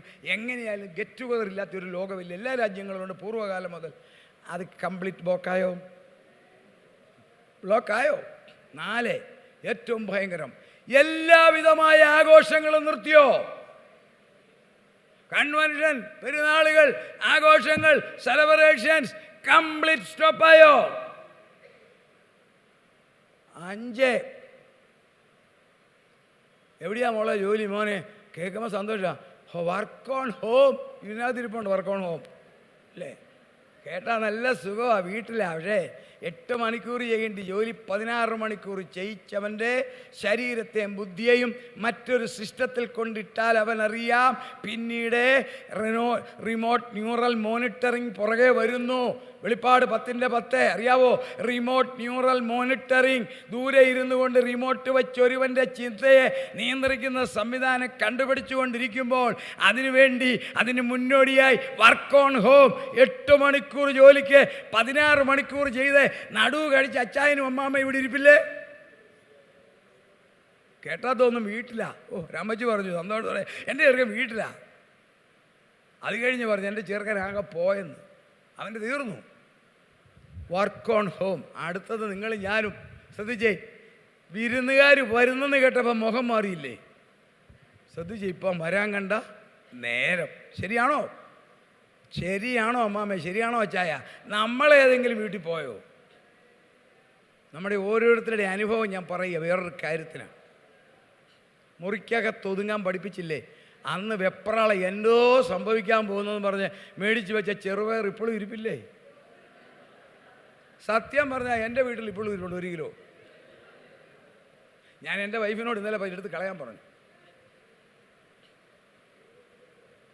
ശരിയാണോ?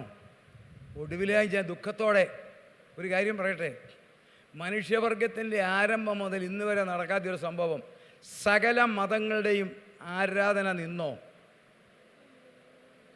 ക്രിസ്തീയ മതം തന്നെയല്ല, ലോകത്തിലെ എല്ലാ ആരാധനാ ആലയങ്ങളും അടച്ചു പൂട്ടിച്ചോ? ഒരു വൈറസിൻ്റെ പേരിൽ നടന്ന സംഭവമല്ലേ ഞാനീ പറയുന്നത്.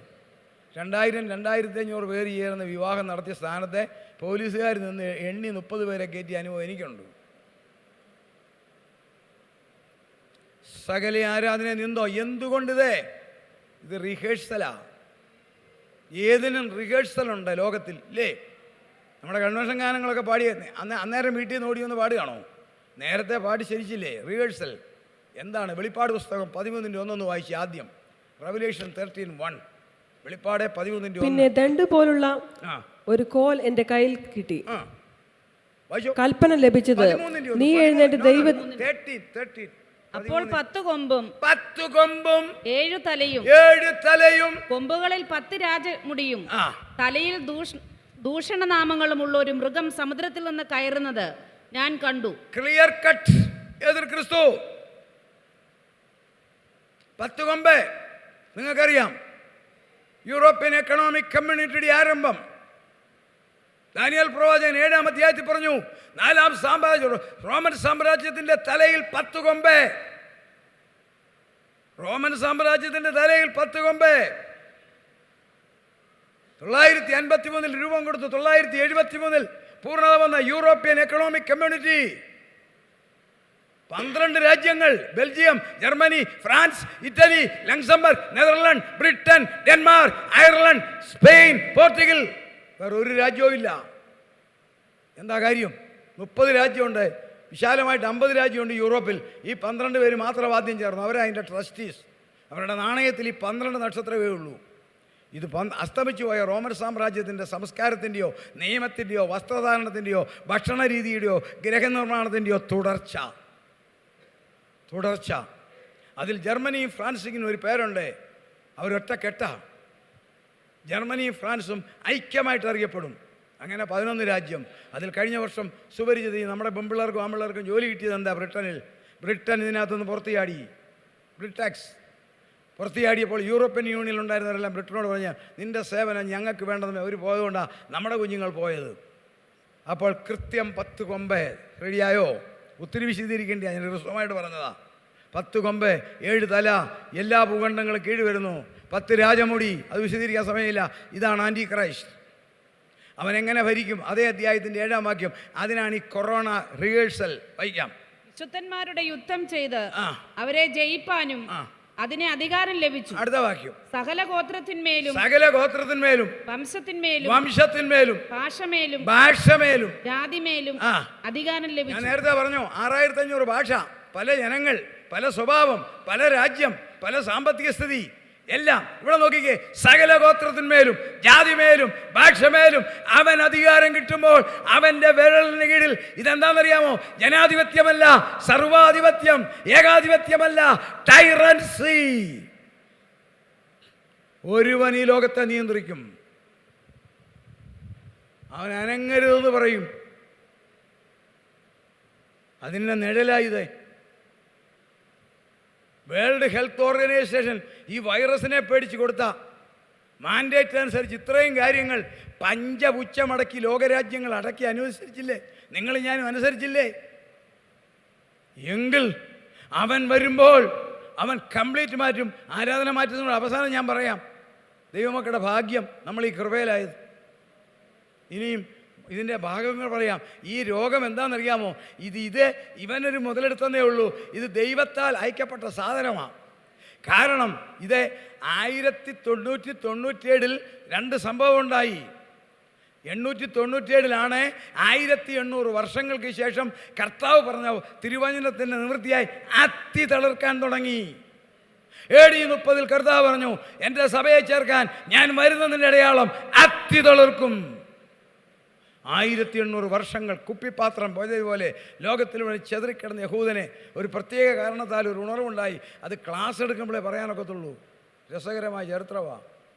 അന്നാണ് അവർ സിയോണിസ് സംഘമുണ്ടാക്കി. 1897 അന്നാണ് ശാസ്ത്രം പുകയില ചെടിയിൽ ആദ്യമേ വൈറസിനെ കണ്ടത്.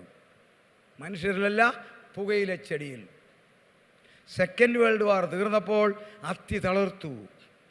948 സെക്കൻഡ് വേൾഡ് വാർ കഴിഞ്ഞ് 3 വർഷം കഴിഞ്ഞപ്പോൾ കർത്താവിൻ്റെ വചന നിവൃത്തിയായി. അത്തി തളിർത്തു. ഇസ്രായേൽ ഒരു രാഷ്ട്രമായി. ഈ പുകയില ചെടിയിലുണ്ടായിരുന്ന വൈറസ് രൂപാന്തരം പ്രാപിച്ച് ഇൻഫ്ലുവൻസ എന്ന പേരിൽ മനുഷ്യരിൽ കയറി. അന്നും ഇന്നും ഈ വൈറസിന് പ്രതിവിധിയില്ല. ഈ വൈറസിന് ഒരു ശാസ്ത്രവും പ്രതിവിധി കണ്ടുപിടിക്കത്തില്ല. 2007 ഇവൻ ചിറക് വിരിച്ച് പറക്കാൻ തുടങ്ങി. എല്ലാ രാജ്യങ്ങളിലും ഇപ്പം ഓരോ സ്റ്റെപ്പിൽ വരുന്ന കണ്ടോണം. ഇവൻ ചിറക് വിരിച്ച് പറന്നു. അതാത് രാജ്യക്കാർ അവരവരുടെ ധർമ്മം അനുസരിച്ച് അതിന് പേരിട്ടു. അമേരിക്കക്കാർ പറഞ്ഞു H1N1, ബ്രിട്ടീഷുകാർ പറഞ്ഞു ഫിഗ് ഫീവർ, പന്നിപ്പനി, മറ്റു രാജ്യങ്ങൾ പറഞ്ഞു വിറയ്ക്കുന്ന പനി, ഗിഡനസ് ഫിയർ, ഇന്ത്യക്കാരൻ പറഞ്ഞു ചിക്കൻ ഗുനിയ. വന്നവർ ഇതിനകത്ത് ഇരിപ്പുണ്ട്. ഒരു 10 മിനിറ്റ് കൂടെ എടുക്കാവോ? 1 മണി കഴിഞ്ഞാൽ 10 മിനിറ്റ് കൂടെ എടുക്കാവോ? ഈ വൈറസ് ചിക്കൻ ഗുനിയ വന്നവർ ഇതിനകത്ത് ഇരിപ്പുണ്ട്. അല്ല ഇല്ലേ? കൈയൊന്നും പൊക്കണ്ട. ഈ ചിക്കൻ ഗുനിയ എന്ന് പറഞ്ഞ വൈറസ് നിങ്ങളുടെ ദേഹത്ത് കയറി നിങ്ങളെ കണ്ടച്ചു പോകാനൊന്നുമല്ല, നിങ്ങളെ കൊണ്ട് പോകാനാ. പക്ഷേ നിങ്ങളുടെ ശരീരത്തിൽ തമ്പുരാൻ പട്ടാളക്കാരനെ വെച്ചിട്ടുണ്ട്. P53 immunity. അമ്മാമേ, ചിക്കൻ ഗുനിയ വന്നില്ലേ? അന്നേരം ദേഹത്ത് വേദന, നടുവേദന, തലവേദന വന്ന് എന്നാണെന്നറിയാമോ? നിങ്ങളുടെ ശരീരത്തിൽ കയറിയ ഈ വൈറസിനെ വെളിയിൽ ചാടിക്കാൻ ഈ പട്ടാളക്കാരൻ നമ്മുടെ ശരീരത്തിൽ തമ്പുരാൻ വെച്ചിരിക്കുന്ന P53 ഉണ്ടല്ലോ, ഇമ്മ്യൂണിറ്റി, ഈ വൈറസിനെ ഇടിച്ചു. ഇറങ്ങടാ പുറത്ത്. അവൻ പറഞ്ഞു ഞാൻ ഇറങ്ങത്തിൽ, ഇവളെയും കൊണ്ടേ പോകത്തുള്ളൂ, അല്ലെ ഇവനെയും കൊണ്ട്. ഇവർ തമ്മിലുള്ള ഇടിയാ നടുവേദന, തലവേദന, ഛർദിലെ. പക്ഷെ സയൻസ് പറയുന്നു 10ാം പക്കം നമ്മുടെ പട്ടാളക്കാരൻ ജയിച്ചു. അറിയാമോ? ഇവൻ പുറത്തിയാടി. ഇല്ലേ അമ്മാമ? ഇല്ലേ ചായ? 10ാം പക്കം പനി പുറത്തില്ലേ? വൈറസ് പുറത്തിയാടി. പിന്നെ അതിൻ്റെ ക്ഷീണം ഒരു 3 മാസം കൂടെ ഉണ്ടായിരുന്നു. ഇല്ലെന്ന് ഞാൻ പറയുന്നില്ല, അല്ലേ? പിന്നെ ഒരു ക്ഷീണവും ഇല്ല. ഉണ്ടെന്ന് പറഞ്ഞാൽ വെറുതെ നാടൻ ഭാഷ പറഞ്ഞാൽ അച്ചായനെ കൊണ്ട് വെള്ളം കോരിക്കാൻ അമ്മാമ പറഞ്ഞതാണ്. ആ വൈറസ് എങ്ങും പോയിട്ടില്ല. ശാസ്ത്രം അഭിമാനത്തോടെ ഞാൻ പറയട്ടെ, ഈ വൈറസിനെ കുറിച്ച് ആദ്യം കണ്ടുപിടിച്ചത് മലയാളി ശാസ്ത്രജ്ഞന്മാരാ. അവർ പരസ്യമായി പ്രഖ്യാപിച്ചു ലോകത്തോട്, ഈ വൈറസ് എങ്ങും പോയിട്ടില്ല, അത് ഈ ലോകത്തിലുണ്ട്, അതിന് മ്യൂട്ടേഷൻ വന്നുകൊണ്ടിരിക്കുന്നു, അത് ശക്തി ആർജിക്കുന്നു, അത് ശക്തി ആർജിച്ചാൽ വീണ്ടും കയറും. അവർ പറയുന്നത് നിങ്ങൾ കേൾക്കണം. അങ്ങനെ കയറി ഇറങ്ങി ഒരു മനുഷ്യ ശരീരത്തിൽ 90 ദിവസം നിൽക്കാൻ ഈ വൈറസിന് ശക്തി കിട്ടിയാൽ അവൻ മരിക്കും. എങ്കിൽ ഒരു ശാസ്ത്രവും കണ്ടുപിടിക്കും മുമ്പേ വേദപുസ്തകത്തിൽ എഴുതി വച്ചിരിക്കുന്നു, കർത്താവിൻ്റെ വരവിന് ശേഷം 3 വർഷം കഴിയുമ്പോൾ ലോകത്തിലൊരു മാരക രോഗമുണ്ടാകും. അന്ന് ലോകത്തിലെ ജനസംഖ്യയിൽ 4/1 മരിക്കും. പണ്ടൊക്കെ പറഞ്ഞാൽ വിശ്വസിക്കത്തില്ല. ഇപ്പം മനസ്സിലായി. കൊറോണ 1 കോടി ജനത്തെയും കൊണ്ട് പോയി. വായിക്കാം, വെളിപ്പാട് 6:7. വെളിപ്പാട് 6:7. 4ാം മുദ്ര പൊട്ടിച്ചപ്പോൾ വരിക എന്ന 4ാം ജീവി പറയുന്നത് ഞാൻ കേട്ടു. അപ്പോൾ ഞാൻ മഞ്ഞ നിറമുള്ള ഒരു കുതിരയെ കണ്ടു. അതിന്മേൽ ഇരിക്കുന്നവന് മരണമെന്ന് പേർ. പാതാളം അവനെ പിന്തുടർന്നു. അവർക്ക് വാളുകൊണ്ടും ക്ഷാമം കൊണ്ടും മഹാവ്യാധി കൊണ്ടും ഭൂമിയിലെ കാട്ടുമൃഗങ്ങൾ കൊണ്ടും കൊന്നുകളവാൻ ഭൂമിയുടെ കാലാംശത്തിന്മേൽ അധികാരം. 1 വർഷം, കാലാർത്ഥം 6 മാസം, കാലാംശം 3 മാസം. 4/1 ജനങ്ങൾ അന്ന് ഈ ഒരു വൈറസ് പരത്തുന്ന രോഗം കൊണ്ട് മരിക്കുമെന്ന് വെളിപ്പാട് പുസ്തകത്തിൽ 2000 വർഷം മുമ്പ് എഴുതിയെങ്കിൽ ഇതാ ഈ വൈറസ് രൂപം മാറി ഇന്ന് നമ്മൾ പറയുന്നത് കൊറോണ കുട്ടനായിട്ട് വന്നു. ഇതെവിടുന്ന് വന്നു? ചിലർ പറയും ചൈനയെന്നാ, പിന്നെ ഒരാൾ പറയും മൂങ്ങായ, കടുവായ, കൊരങ്ങ. ഇതൊന്ന് ശാസ്ത്രഭാഷയിൽ ബൈബിൾ പറയുന്നത് എവിടുന്ന് വന്നു, എവിടുന്നാണ് ഇത് വന്നത്? ബൈബിൾ പഠിപ്പിക്കും നമ്മളെ. ഒരു സയൻസും ഇല്ലാത്ത കാലത്താണ് കയ്യിലിരിക്കുന്ന മനോഹരമായ ദൈവവചനത്തിൻ്റെ വില എത്ര വലുതാണ് ദൈവമക്കളെ. നമ്മളിത് കയ്യിൽ കൊണ്ട് നടക്കുമ്പോൾ ഇതിനകത്തെ മർമ്മങ്ങൾ എത്ര വലുതാണെന്നറിയാമോ? ശാസ്ത്രം ഇപ്പോഴും തപ്പുക. ഒരു കൂട്ടർ പറയും ചൈനക്കാരൻ്റെയാ മൂങ്ങായാ, വേറൊരു കൂട്ടർ പറയും കൊരങ്ങ, അല്ലേ? ഇങ്ങനെ അങ്ങോട്ടും ഇങ്ങോട്ടും ആരോപണം. പിന്നെ ഇതിന് ഒരു പ്രതിവിധി നടക്കത്തില്ല. കാരണം ഇത് തമ്പുരാൻ അയച്ചതാ. എന്തിനാണെന്നറിയാവോ? കർത്താവിൻ്റെ വരവിന് ശേഷം 3 വർഷം കഴിയുമ്പോൾ 4-1 ജനത്തെ കൊല്ലണം. അതുകൊണ്ടാണ് ഞാൻ പറഞ്ഞത് പ്രീ ട്രിബുലേഷൻ സമയം തുടങ്ങിക്കഴിഞ്ഞു, പ്രീ റാപ്ചർ സമയം തുടങ്ങിക്കഴിഞ്ഞു. മഹോപദ്രവത്തിന് വേണ്ടി സാത്താൻ ഒരുങ്ങുന്നതോടൊപ്പം സ്വർഗത്തിലെ ആക്ഷനും സ്വർഗം ഒരുങ്ങിക്കഴിയുകയാണ്. വായിക്കാം. 2600 വർഷം മുമ്പ് എഴുതി വച്ചിരിക്കുന്നു. ഹഗായി പ്രവചനം 2-ാം അധ്യായം 6-ാം വാക്യം വായിക്കാം.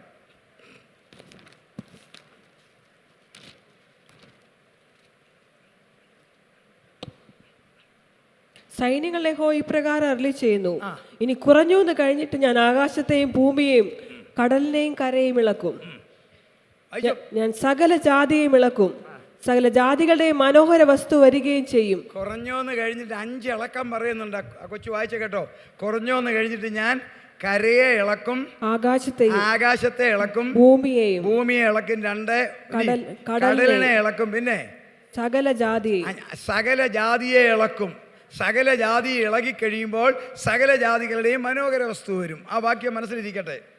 ഒരിക്കൽ കൂടി ഒന്ന് വായിച്ചേ കുഞ്ഞേ. യഹോവ ഇപ്രകാരം അരുളി ചെയ്യുന്നു, യഹോവയുടെ അരുളപ്പാടാ. ഇനി കുറഞ്ഞോന്ന് കഴിഞ്ഞിട്ട് ഞാൻ ആകാശത്തെ. പതുക്കെ വായിക്കണം, നിങ്ങൾ ശ്രദ്ധിക്കണം. നിങ്ങൾ ആരും ബൈബിളിൽ നോക്കണ്ട, എന്നെ നോക്കിയാൽ മതി, എന്നാലേ മനസ്സിലാകത്തുള്ളൂ. ഞാൻ ആകാശത്തെ കാണുന്ന ഈ മേളിൽ കാണുന്ന നീലാകാശം ഉണ്ടല്ലോ, കരാകാരന്മാർ പറയുന്നത്, അതിനെ ഇളക്കും. അടുത്തത് ഭൂമിയെയും, ചവിട്ടി നിൽക്കുന്ന മണ്ണുണ്ടല്ലോ, ഇതിനെ ഇളക്കും. കടലിനെയും, ആലപ്പുഴയ്ക്ക് അപ്പുറത്ത് കാണുന്ന സൂത്രം ഉണ്ടല്ലോ, അതിനെ ഇളക്കും. കരയെ മുഴുവൻ കരപ്രദേശത്തെ ഇളക്കും. ഞാൻ സകല ജാതികളെയും ഇളക്കും. അപ്പൊ 6500 ജനത്തിന് ജാതിക്കാരെ ഇളക്കും. അങ്ങനെ ഇളകിയാലോ? ജാതികളുടെ മനോഹര വസ്തു ജാതികളുടെയാണോ? സകല ജാതികളുടെ. ഒരു വാക്കും തെറ്റിക്കരുത്. സകല ജാതികളുടെയും. സകല ജാതികളെ ഇളകിയാൽ സകല ജാതികളുടെയും മനോഹര വസ്തു 10000ങ്ങളിൽ സുന്ദരൻ ക്രിസ്തു വരും. ഇനിയും ശാസ്ത്രത്തിലേക്ക് വരാം. ഈ മാരകമായ വൈറസിൻ്റെ ഉത്ഭവം കണ്ടുപിടിക്കുവാൻ ലോകപ്രശസ്തനായ ഒരു ശാസ്ത്രജ്ഞൻ ഒരു പരീക്ഷണം നടത്തി. അദ്ദേഹം നടത്തിയ പരീക്ഷണം ഈ ആകാശത്തിൽ, അന്തരീക്ഷത്തിൽ, എൻ്റെ നിങ്ങളുടെ തൊട്ടു മുമ്പിലുള്ള വായുവിൽ, നമ്മൾ ഈ കൈ പിടിക്കുന്ന ഈ വായുവിൽ സുലഭമായ ഹൈഡ്രജൻ, കാർബൺ, നൈട്രജൻ, ഓക്സിജൻ ഇതെടുത്തു. വായുവിലുള്ള സാധനമാണ് ഹൈഡ്രജൻ. നിങ്ങൾ സഹകരിച്ചേ, വിശപ്പൊക്കെ പോട്ടെ. ഹൈഡ്രജൻ, തിരുവല്ലക്കാർ 1 മണിക്ക് ചോറും, ഞങ്ങൾ ഓട്ടംകാർ 1:30. Hydrogen, carbon, nitrogen, oxygen. നോക്കിക്കേ, ഹൈഡ്രജൻ, കാർബൺ, നൈട്രജൻ, ഓക്സിജൻ എടുത്തു. 4 കാര്യം. ഇത് 4 എന്താണെന്നറിയാവോ? ഈ 4 വായുവിലെ വസ്തുക്കളാണ്. 4 ഗ്യാസാണ്. 4 ഗ്യാസ് എടുത്തിട്ട് ഒരു എലിമെൻ്റ് കയറ്റി, മൂലകം, sulphur. Hydrogen, carbon, nitrogen, oxygen, 4 gas കയറ്റിട്ട് ഒരു എലിമെൻ്റ് കയറ്റി. എലിമെൻ്റ് എന്ന് പറയുന്നത് മൂലകം, സൾഫർ, കത്തുന്ന സാധനം, തന്നെ കത്തും. അടുത്തത് കേൾക്കണോ? ആദ്യമേ പുള്ളി സാധാരണ ചെയ്യുന്ന വൈദ്യുതി എല്ലാം കയറ്റി, ഒരനക്കവും ഇല്ല. വേറൊരു പരിപാടി ചെയ്തു, അൾട്രാ വയലറ്റ് കയറ്റി, UV. അദ്ദേഹം ഞെട്ടിപ്പോയി. സെക്കൻഡ് എടുത്തില്ല. അദ്ദേഹത്തിൻ്റെ പരീക്ഷിക്കുന്ന ഗ്ലാസ്സിനകത്ത് ജീവൻ്റെ ഉത്ഭവം, ഗ്യാസും എലിമെൻറ്റും UVയും കൂടെ കയറി. ഇപ്പം ജീവൻ്റെ ഉത്ഭവം. എന്നാ ജീവനാ ദൈവമക്കളെ! എത്ര മനോഹരമായ വാക്യമാണ്. ഞാൻ ഈ 85 വയസ്സ് പ്രായമുള്ള ഞാൻ എങ്ങനെയാണ് നിന്ന് പ്രസംഗിക്കുന്നത്? ഈ അച്ഛൻ, അത് ശ്രേഷ്ഠ ദേവദാസൻ, നിങ്ങളിരിക്കുന്നത് എന്തുകൊണ്ടാണ്?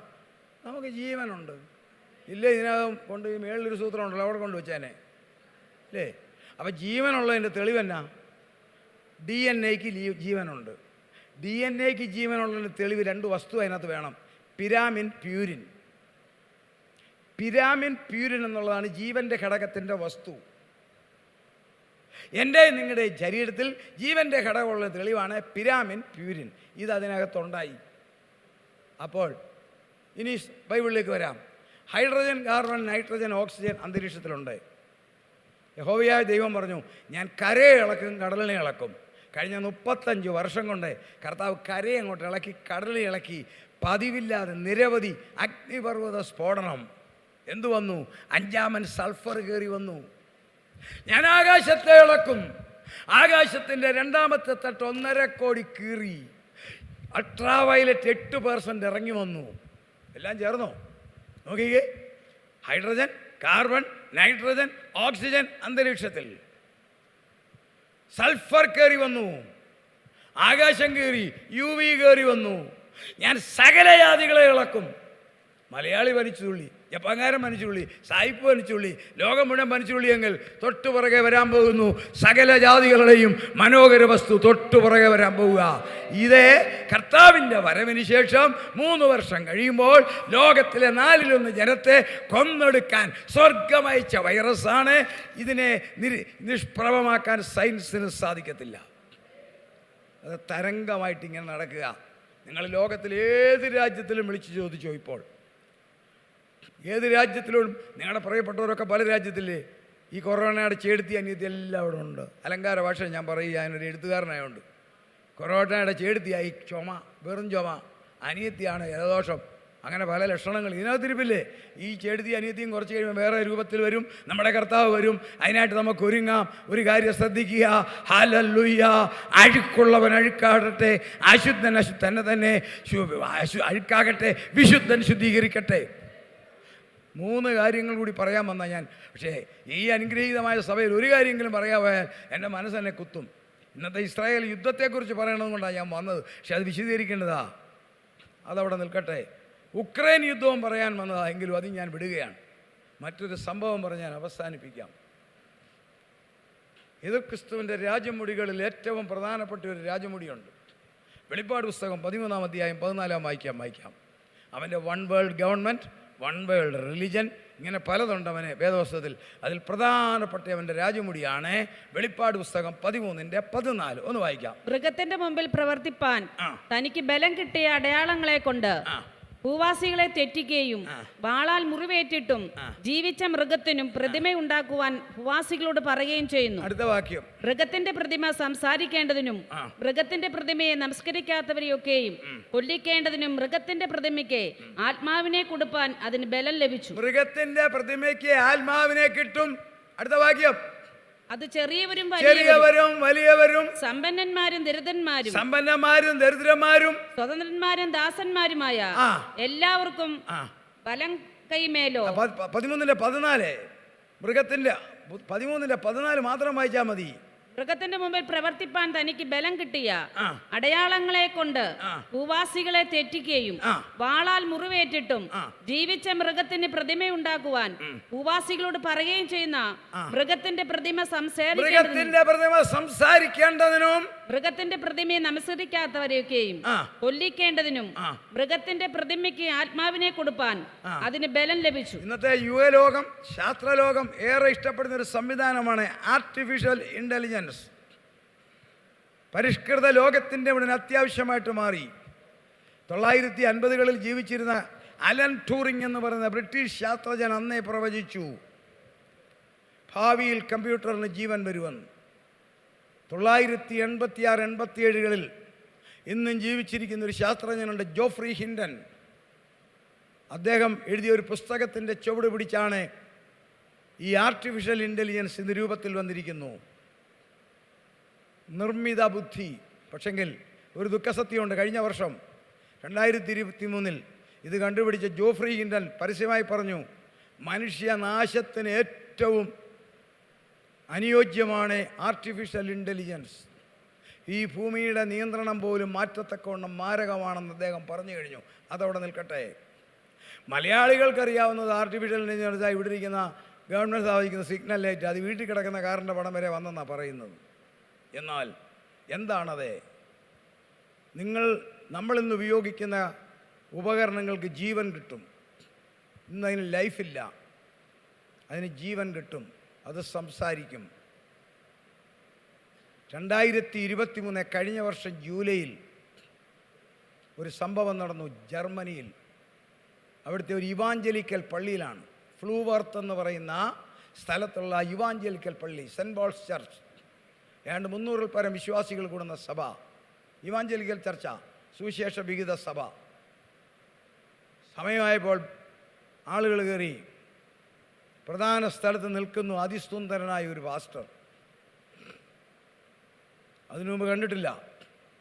അദ്ദേഹം നല്ല സുതമായ സ്വരത്തിൽ പറഞ്ഞു, നമുക്ക് ക്രിസ്തുവിനെ ആരാധിക്കാം. ജനങ്ങളെല്ലാം സന്തോഷത്തോടെ നിന്നൊരു കർത്താവിനെ ആരാധിച്ചു. അത് കഴിഞ്ഞ് അദ്ദേഹം വചനഘോഷണത്തിൽ പറഞ്ഞു, ലോകത്തിൽ ആദ്യമായി പറയുന്ന ആർട്ടിഫിഷ്യൽ ഇൻ്റലിജൻസിൻ്റെ ആർട്ടിഫിഷ്യൽ ഇൻ്റലിജൻസാണ് ഞാൻ.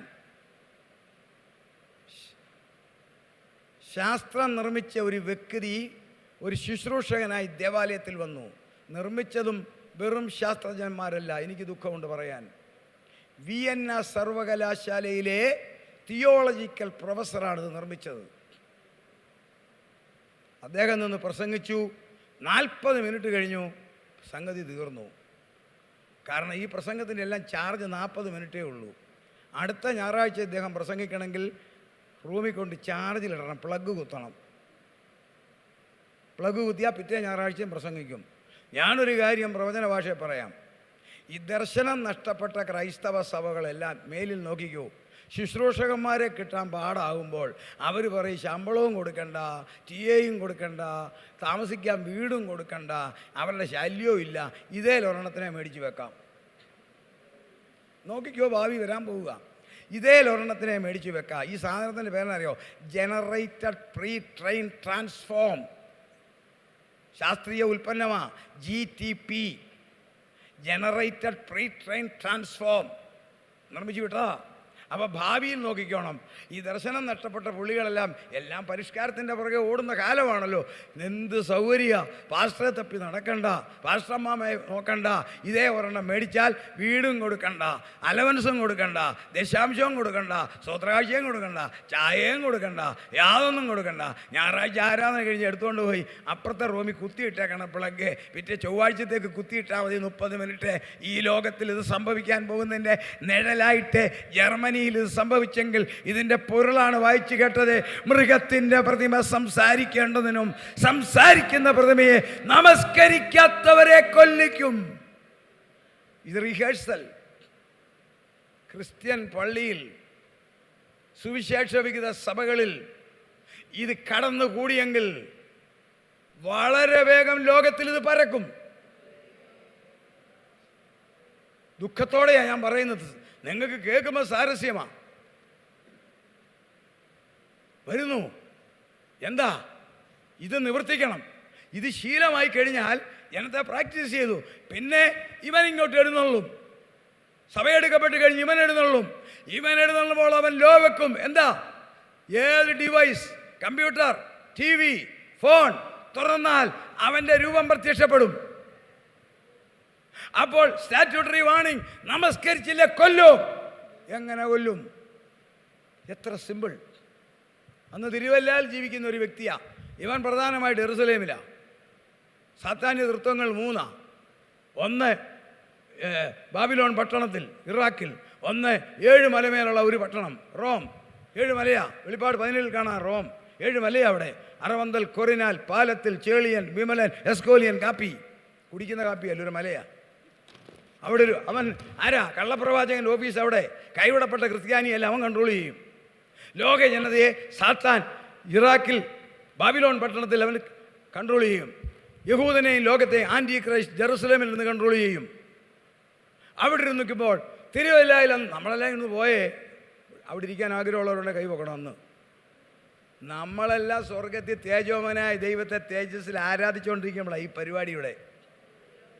അത് പറയായി ഇവിടെ കിടന്നു പോകരുത്. അതിനാ ഇവിടെ ആരാധിച്ചില്ലെങ്കിൽ അന്നേരം എങ്ങനെ കൊല്ലും? ദൈവമക്കളെ, 2018 മുമ്പേ പറഞ്ഞ യൂറോപ്യൻ യൂണിയൻ്റെ രഹസ്യാന്വേഷണ വിഭാഗമാണ് യൂറോപോൾ. അവർ ലോകരാജ്യങ്ങൾക്ക്, ഇന്ത്യ മുതൽ അമേരിക്ക വരെയുള്ള രാജ്യങ്ങൾക്ക് ഒരു മുന്നറിയിപ്പ് തന്നു. കമ്പ്യൂട്ടറും ഇൻ്റർനെറ്റും മൊബൈൽ ഫോണും എല്ലാം ഉപയോഗിക്കുന്നവർ 2020-21 ശേഷം ശ്രദ്ധിച്ചോണം. ഏത് സമയത്ത് ഇൻ്റർനെറ്റ് മർഡർ നടക്കാം, ഇൻ്റർനെറ്റ് കൊലപാതകം നടത്താം. ഒരു വാടക ഗുണ്ടായും വേണ്ട, റിവോൾവറോ കത്തിയോ ഒന്നും വേണ്ട, ഇൻ്റർനെറ്റ് വഴി ആളെ കൊല്ലാം. എങ്ങനെ? തിരുവല്ലയിലിരിക്കുന്ന ഒരാളെ നമസ്കരിച്ചില്ലെന്ന് എങ്ങനെ അറിയും? പഴയ കാലത്ത് പടിഞ്ഞാറൻ രാജ്യങ്ങളിലേ ഉള്ളൂ. ഇന്ന് കേരളത്തിലെ കുഗ്രാമത്തിലുണ്ട് സൂപ്പർ മാർക്കറ്റ് ഇല്ലേ? സൂപ്പർ മാർക്കറ്റിലോട് ചെല്ലുമ്പം അവിടുത്തെ ആ ഗ്ലാസ് തന്നെ തുറക്കുന്നില്ലേ? അവിടെ എങ്ങും ഒരു സെക്യൂരിറ്റി ഇല്ലല്ലോ. നമ്മളങ്ങോട്ട് ചെല്ലുമ്പോൾ എങ്ങനെയാണ് തുറക്കുന്നത്? നിശ്ചിത അകലത്തിൽ നമ്മൾ ചെല്ലുമ്പോൾ നമ്മുടെ ഷെയ്ഡ് അങ്ങോട്ട് സെൻസർ ചെയ്ത് തുറക്കുന്നെങ്കിൽ അന്ന് കയ്യിലിരിക്കുന്ന ഡിവൈസിൽ നമസ്കരിക്കുന്ന ഷെയ്ഡ് വന്നില്ല, റീഡ് ചെയ്തില്ലെങ്കിൽ അത് പൊട്ടിത്തെറിക്കും. ഹാക്കേഴ്സിനെ ഇൻ്റർനെറ്റിൽ കയറ്റിവിടും. ഇത്രയും സയൻസ് കണ്ടുപിടിച്ചെങ്കിൽ ഇന്ന് ദൈവത്തെ, അദൃശ്യനായ ദൈവത്തെ ആത്മാവിലും സത്യത്തിലും ആരാധിക്കുന്ന ദൈവമക്കൾ അന്ന് സ്വർഗത്തിലായിരിക്കും. വിശുദ്ധൻ തന്നെ ശുദ്ധീകരിക്കട്ടെ, അശുദ്ധൻ അശുദ്ധനെ ശുദ്ധീകരിക്കട്ടെ. ഏതൊരു ഓപ്ഷൻ പ്രീ റാപ്ചർ ടൈം എനിക്കും നിങ്ങൾക്ക് ശുദ്ധീകരിക്കാൻ, പ്രീ ട്രിബുലേഷണൽ ടൈം സാത്താന് വേണ്ടി ലോകം ഒരുങ്ങുന്നു. നമുക്ക് നമ്മളെ തന്നെ സമർപ്പിക്കാം. കർത്താവിൻ്റെ ദാസൻ്റെ കൺസെൻറ്റോടെ ഞാൻ പറയുകയാണ്, കച്ചവടത്തിന് വന്നതല്ല. ഞാൻ എഴുതിയ 7 പുസ്തകങ്ങളുടെ പുറകിൽ എൻ്റെ ഡ്രൈവറുടെ കയ്യിലുണ്ട്. ആവശ്യമുള്ളവർക്ക് വേണ്ടിയെങ്കിൽ അതിലൊന്ന് ഒരു കൈവിടപ്പെട്ട ക്രിസ്ത്യാനി അച്ഛനായാലും പാസ്റ്ററായാലും ക്രിസ്ത്യാനി ആയാലും കൈവിടപ്പെട്ടാൽ അവൻ ഈ ലോകത്തിൽ വരുന്ന ഗതികേടെല്ലാം സയൻസിൽ കൂടെ എഴുതിയിരിക്കുന്നൊരു പുസ്തകമുണ്ട്, നഷ്ടവസന്തം. ബാക്കി വെളിപ്പാട് പുസ്തകം, ദാനിയേൽ പ്രവചനം, 1000 വർഷങ്ങൾ തുടങ്ങിയ ഏതാനും പുസ്തകങ്ങളുണ്ട്. നിങ്ങൾക്ക് ആർക്കെങ്കിലും താല്പര്യമുണ്ടോ മേടിക്കാം. പൈസ കയ്യിലില്ലെങ്കിൽ എന്നോട് പറഞ്ഞാൽ അതല്ലാതെയും തരാം. കർത്താവ് നമ്മളെ സഹായിക്കും.